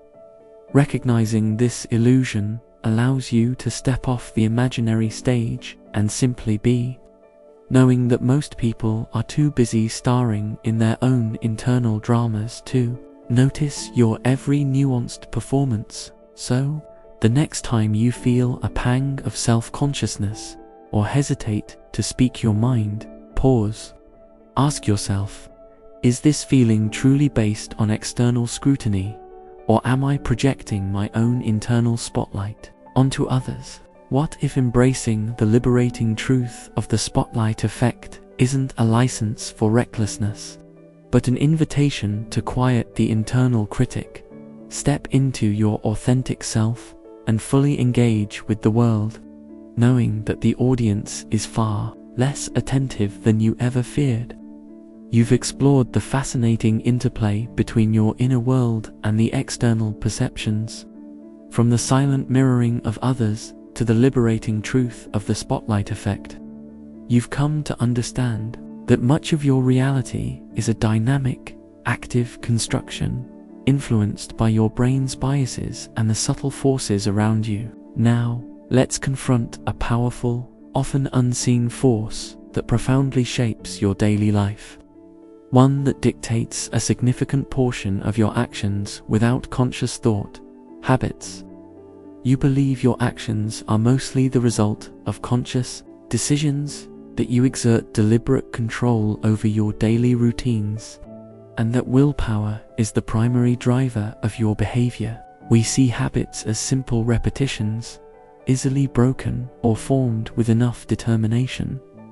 But what if your habits are not merely simple repetitions, but deeply ingrained neural programs, silent architects working beneath the surface of your awareness, orchestrating your choices and behaviors with remarkable efficiency and often surprising stubbornness? What if a significant portion of your day is lived on autopilot, driven by these pre-programmed routines that bypass conscious deliberation entirely? This isn't about weakness of will. It's about the brain's ingenious, yet sometimes frustrating, mechanism for conserving energy and automating complex sequences of behavior. Scientifically, habit formation is a fundamental learning process involving specific brain circuits, particularly the basal ganglia. When you repeat an action in a consistent context and receive a reward, your brain starts to create a neural pathway that links the cue, the context, directly to the routine, the action, and then to the reward. Over time, this pathway becomes so strong that the conscious, effortful decision-making part of your brain, the prefrontal cortex, is largely disengaged. The action becomes automatic, a reflex triggered by environmental cues. It's a three-part loop.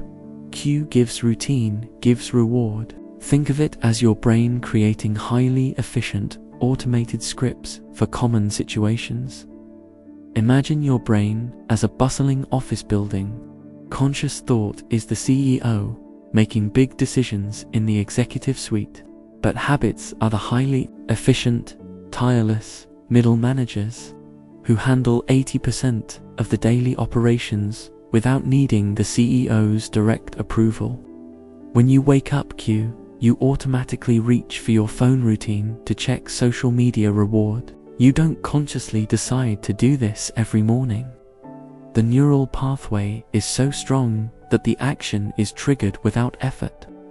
The feeling of craving a sugary snack isn't necessarily a conscious decision for indulgence. It's often a cue: stress, boredom triggering a pre-programmed routine: eating sugar. that the brain anticipates will deliver a quick hit of dopamine reward. These patterns dictate everything from how you tie your shoes and the route you drive to work, to how you react to stress and how you manage your time. They are so deeply ingrained that interrupting them can feel profoundly uncomfortable. Like trying to walk a familiar path with your eyes closed. What are the profound implications of realizing the immense, often invisible, power of your habits? If so much of your daily life is governed by these automatic programs, how much genuine free will do you truly exercise on a moment-to-moment basis? Does it mean that lasting change isn't just about wishing for it, but about painstakingly rewriting these deeply embedded neural scripts? This truth can be deeply unsettling because it reveals a significant portion of your behavior is outside of conscious control, dictated by patterns formed in the past. It suggests that you are, in many ways, a creature of habit, and that breaking free from unproductive routines requires more than just willpower. It requires a strategic understanding of your own brain. Yet, this unsettling truth is also profoundly empowering. Understanding the science of habit formation gives you the ultimate blueprint for conscious change. You are not condemned to your old patterns. You are equipped with the knowledge to strategically dismantle and rebuild them. By consciously identifying the cues that trigger undesirable habits, by deliberately inserting new routines into old loops, and by designing environments that make positive habits easier and negative ones harder, you can systematically reprogram your own behavior. This is not about brute force. It's about intelligent design. You gain the power to become a deliberate architect of your own character, one habit at a time, transforming your life not through monumental effort, but through consistent, small-scale, neural rewiring. So, the next time you find yourself performing an action seemingly on autopilot, or struggling to adopt a new behavior, pause. Ask yourself, what cue is triggering this routine, and what reward is my brain seeking? What if recognizing the silent architects of your habits isn't a limitation, but the key to unlocking profound personal transformation, allowing you to consciously design a life that truly aligns with your deepest values and aspirations? You've journeyed through the subtle yet profound influences on your internal world, from the silent power of habits to the echoing influence of others and the constructed nature of your own reality. Each step has revealed that your experience of life is far more actively shaped by internal and external forces than you ever consciously recognized. Now, let's consider a particularly potent, omnipresent force that binds together all these individual threads and casts a powerful, often invisible, spell over your perception, your beliefs, and your very sense of purpose. Narrative. You instinctively believe that stories are mere entertainment, flights of fancy, or historical accounts, something separate from the bedrock of your reality. We consume narratives, but we don't often recognize them as the fundamental operating system of our minds. But what if narrative isn't just something you consume, but something your brain fundamentally produces and lives within? What if your sense of identity, your understanding of cause and effect, your interpretation of the past, and your anticipation of the future are all organized and given meaning through the compelling, often hypnotic, spell of storytelling? This isn't about fiction versus non-fiction. It's about the inherent human need to weave disparate facts and experiences into a coherent, meaningful sequence, often at the expense of pure, unadulterated truth. Scientifically, the human brain is a storyteller. From a young age, we develop a powerful drive to construct narratives to make sense of the world. This is rooted in our need for causality and coherence. When faced with a series of events, our brains instinctively seek to connect them, to identify protagonists and antagonists, conflicts and resolutions, and ultimately a moral or a meaning. This narrative instinct is deeply embedded in our cognitive architecture, allowing us to organize complex information, predict outcomes, and transmit knowledge across generations. The left hemisphere of your brain, in particular, is often referred to as the interpreter, constantly trying to create a coherent story out of fragmented information, even if it has to invent connections or fill in gaps. Imagine your consciousness, not just as a screen displaying facts, but as a tireless, prolific novelist, constantly spinning tales about your life, your past, and your place in the world. When you remember an event, as we discussed, you don't retrieve a perfect recording. You reconstruct it, often editing it to fit the dominant narrative of your life. If your overarching story is one of victimhood, every challenging event will be reinterpreted through that lens. If it's a story of resilience, challenges become opportunities for growth. When you try to understand global events, you automatically seek a narrative. Who are the heroes? Who are the villains? What is the plot? And what is the likely outcome? This isn't just how you understand the world. It's how you experience it. Your identity itself is a constantly evolving self-narrative, shaped by the stories you tell yourself about who you are, what you've done, and what you aspire to be. What are the profound implications of realizing the hypnotic spell of narrative? If your very understanding of yourself and the world is filtered and shaped by the stories you tell, how truly objective can your truth ever be? Does it mean that changing your life isn't just about changing actions, but about courageously rewriting your own dominant narrative? This truth can be deeply unsettling because it reveals the fragile, constructed nature of your reality, suggesting that even your sense of meaning and purpose might be products of the stories you've adopted or created. It shows that facts often derive their power and coherence from the narratives they fit into, rather than standing alone. Yet, this unsettling truth is also profoundly empowering. Understanding the hypnotic spell of narrative doesn't mean you discard stories. It means you gain the conscious agency to become a more discerning reader and a more intentional author of your own life. By identifying the dominant narratives that govern your perceptions, by questioning their origins and their usefulness, and by deliberately choosing to cultivate new, more empowering stories about yourself and the world, you can fundamentally reshape your experience. You are not trapped in a pre-written drama.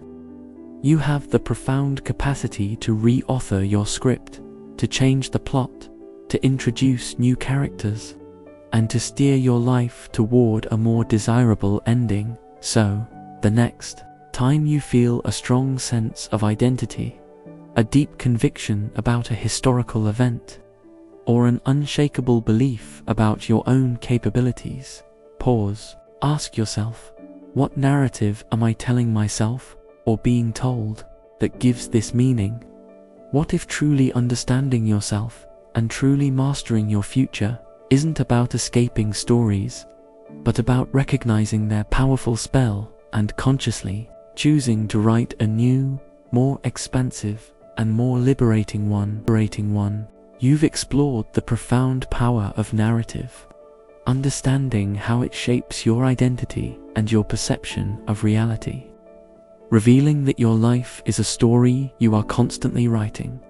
This journey has shown you the astonishing extent to which your experience is actively constructed, influenced by everything from your brain's biases to the cultural stories you inhabit. Now, let's venture into an even more ancient and unsettling realm, The idea that the patterns of your mind might be silently influenced by echoes from your distant past. Not just your personal past, but the collective experiences and adaptations of your ancestors. You believe your predispositions, your innate fears, your very temperamental leanings are a product of your unique genetics and individual upbringing. We see ourselves as distinct entities forged in our own lifetime.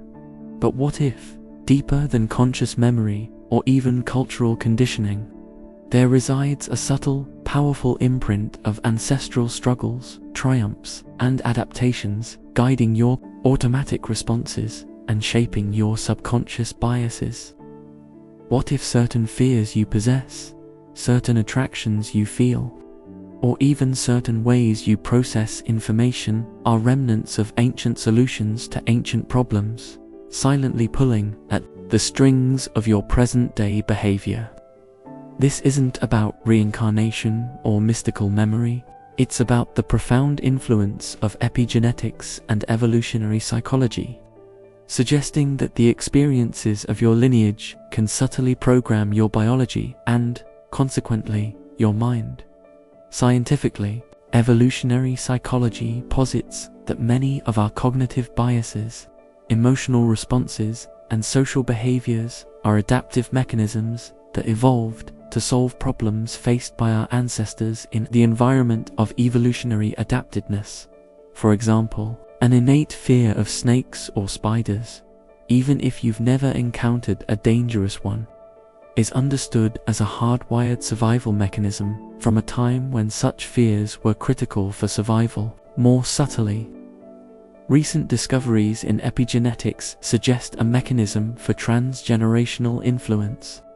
Environmental experiences like trauma or famine can cause chemical modifications to DNA that turn genes on or off without changing the underlying genetic code itself. These epigenetic tags can then be passed down through generations, influencing the health, stress response, and even the mental patterns of descendants. It's like a subtle, inherited operating manual, preloading certain emotional sensitivities or behavioral predispositions. Imagine your consciousness not as a blank slate, but as a vast, ancient library where countless generations of your ancestors have left faint, often invisible, notes in the margins of your genetic code. When you encounter a sudden, unfamiliar sound, that immediate jolt of fear might not just be your personal conditioning.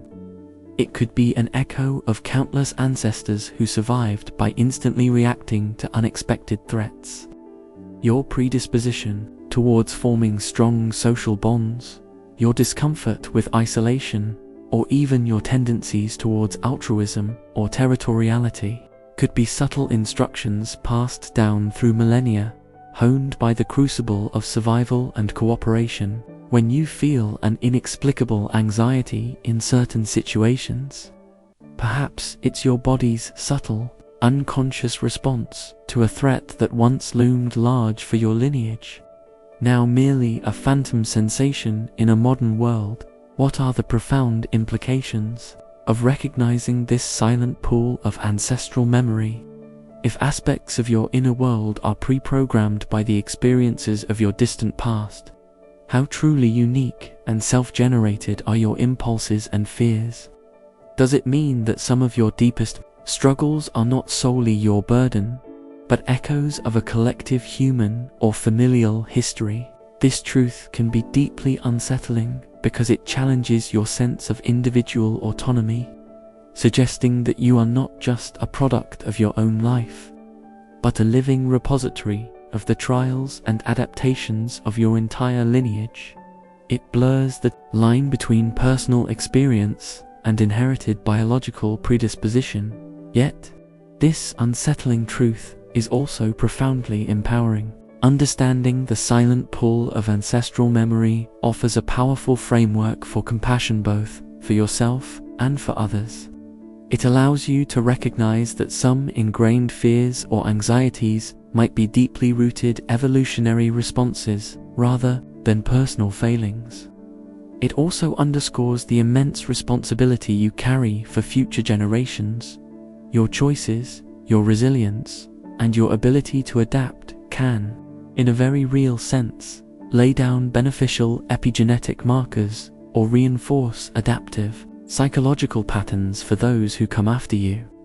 You are not merely living your own life, you are participating in a vast, ongoing biological and psychological legacy.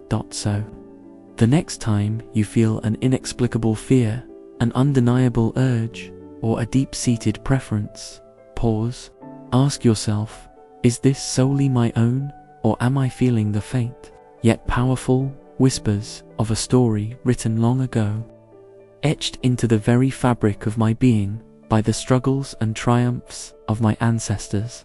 What if embracing this profound connection to your lineage isn't a limitation, but an invitation to understand yourself as part of a grand, unfolding narrative, capable of both honoring the past and consciously shaping a more adaptive future for generations to come?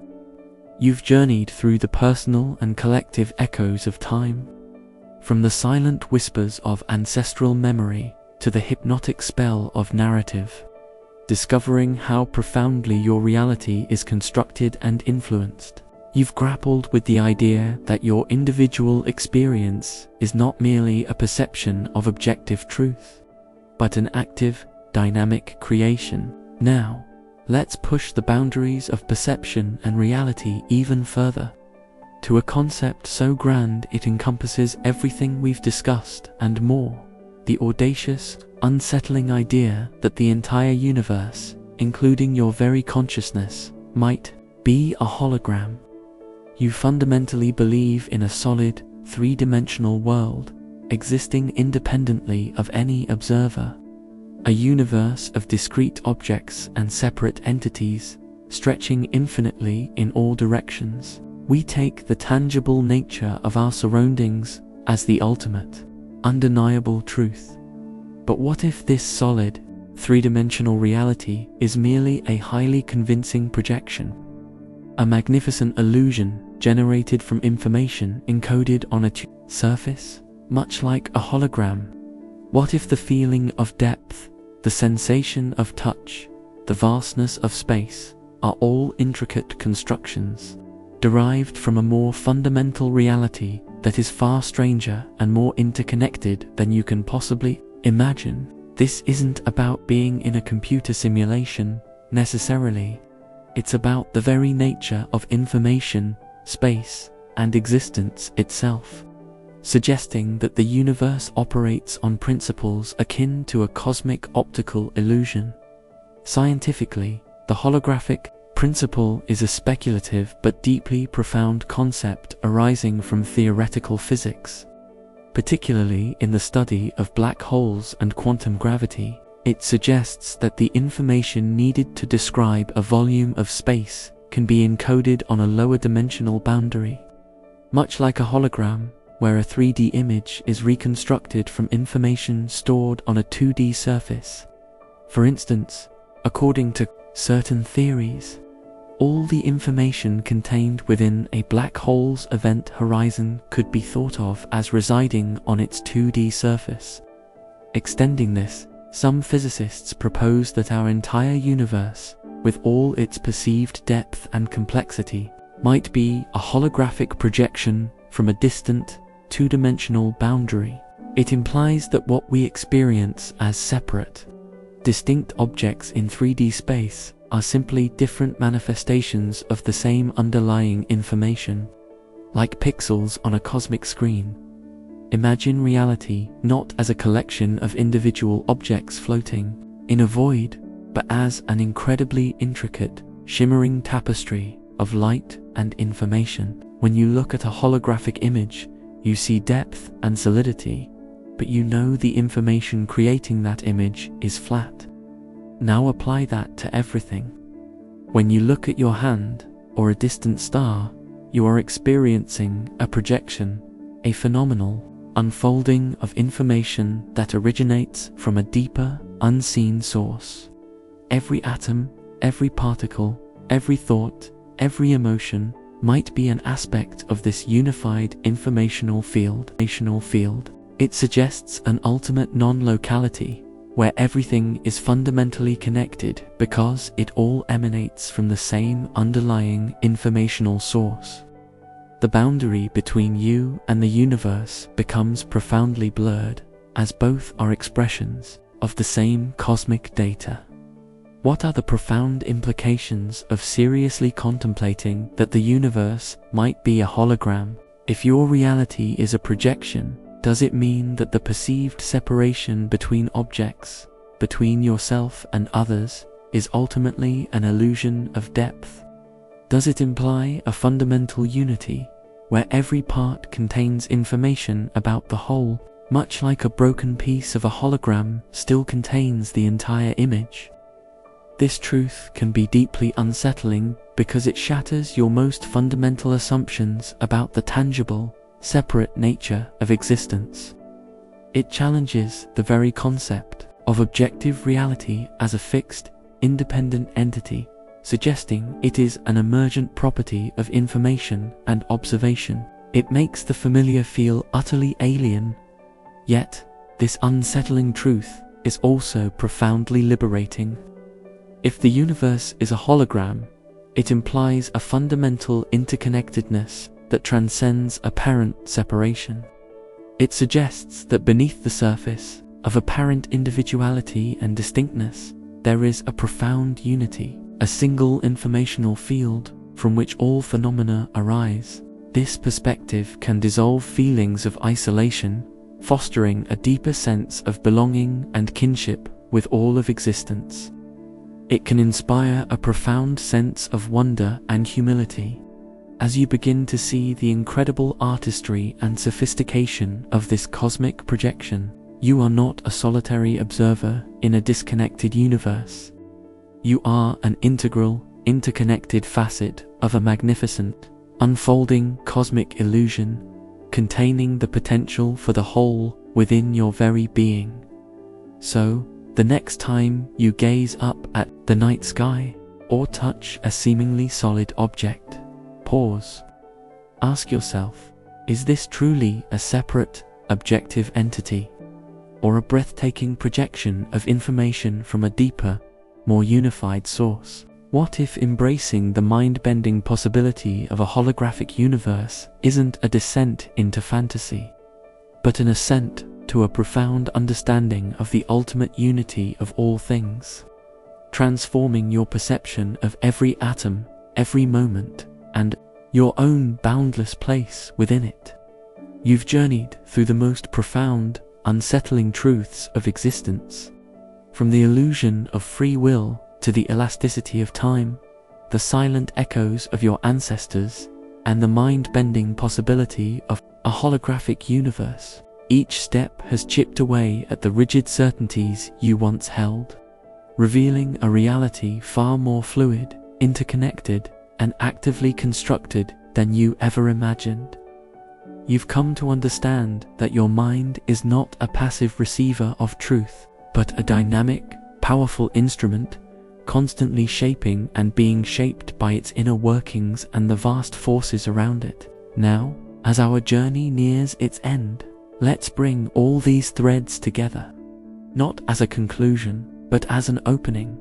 The understanding that this lifelong process of confronting unsettling truths is not a destination, but an infinite game of self-discovery. You might yearn for ultimate answers, a final, definitive truth to anchor your understanding of yourself and the cosmos. We often seek closure, a neat box into which all knowledge can be neatly packed. But what if the very nature of reality and of your own consciousness is one of perpetual unfolding, where every answer only reveals deeper questions, every new understanding only illuminates more layers of mystery? What if the unsettling truths aren't meant to be solved and filed away, but embraced as a continuous invitation to explore, to question, and to evolve? This isn't about avoiding answers. It's about recognizing that the deepest truths are not static destinations, but dynamic processes of inquiry.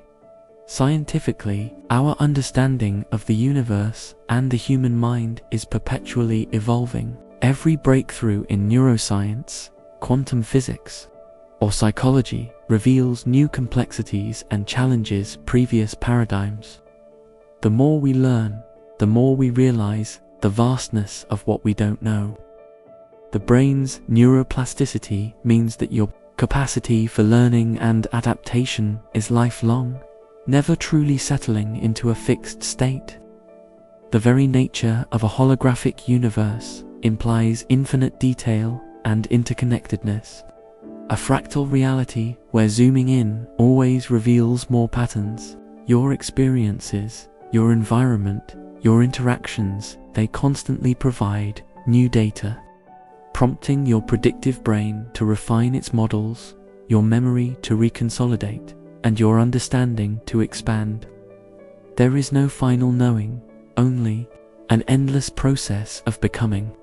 Imagine your existence not as a linear path with a clear end, but as an ever-expanding fractal, infinitely intricate, where every point you examine reveals yet another layer of complexity. Each unsettling truth we've explored is not a rock bottom, but a new vantage point from which to perceive even more breathtaking vistas.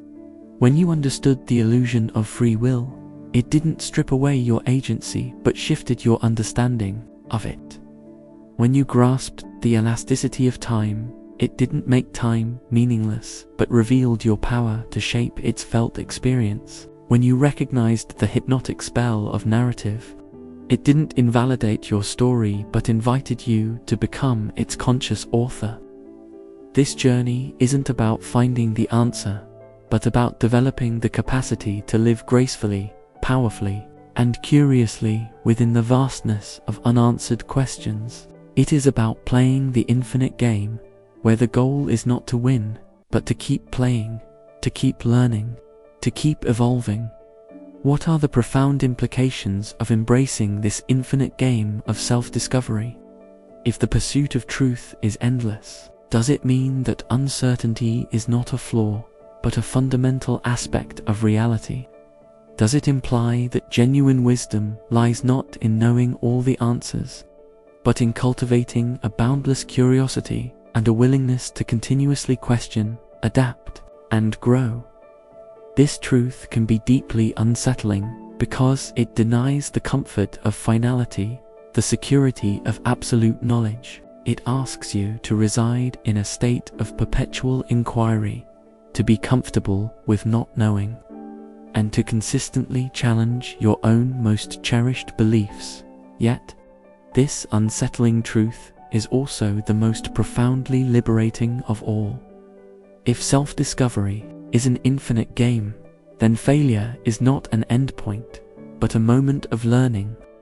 Growth is not a limited resource, but an eternal possibility. Every challenge becomes an opportunity to refine your internal models, every new piece of information a chance to expand your consciousness. You are freed from the burden of finding ultimate answers and empowered to revel in the magnificent process of seeking them. You are not a static entity to be defined, but a dynamic being, forever in the process of becoming, forever engaged in the thrilling, terrifying, and awe-inspiring adventure of discovering who you truly are and what this universe truly is. So, as you step back into the flow of your daily life, carry these unsettling truths not as burdens, but as lenses through which to perceive a richer, more vibrant, and endlessly mysterious reality. What if the greatest truth of all isn't a fixed point, but the boundless capacity of your own mind to continuously unravel, question, and expand its understanding, forever playing the infinite game of self-discovery? What if the discomfort of these truths is simply the growing pains of a consciousness stretching itself to encompass an ever larger, ever more wondrous, and ever more unsettling universe?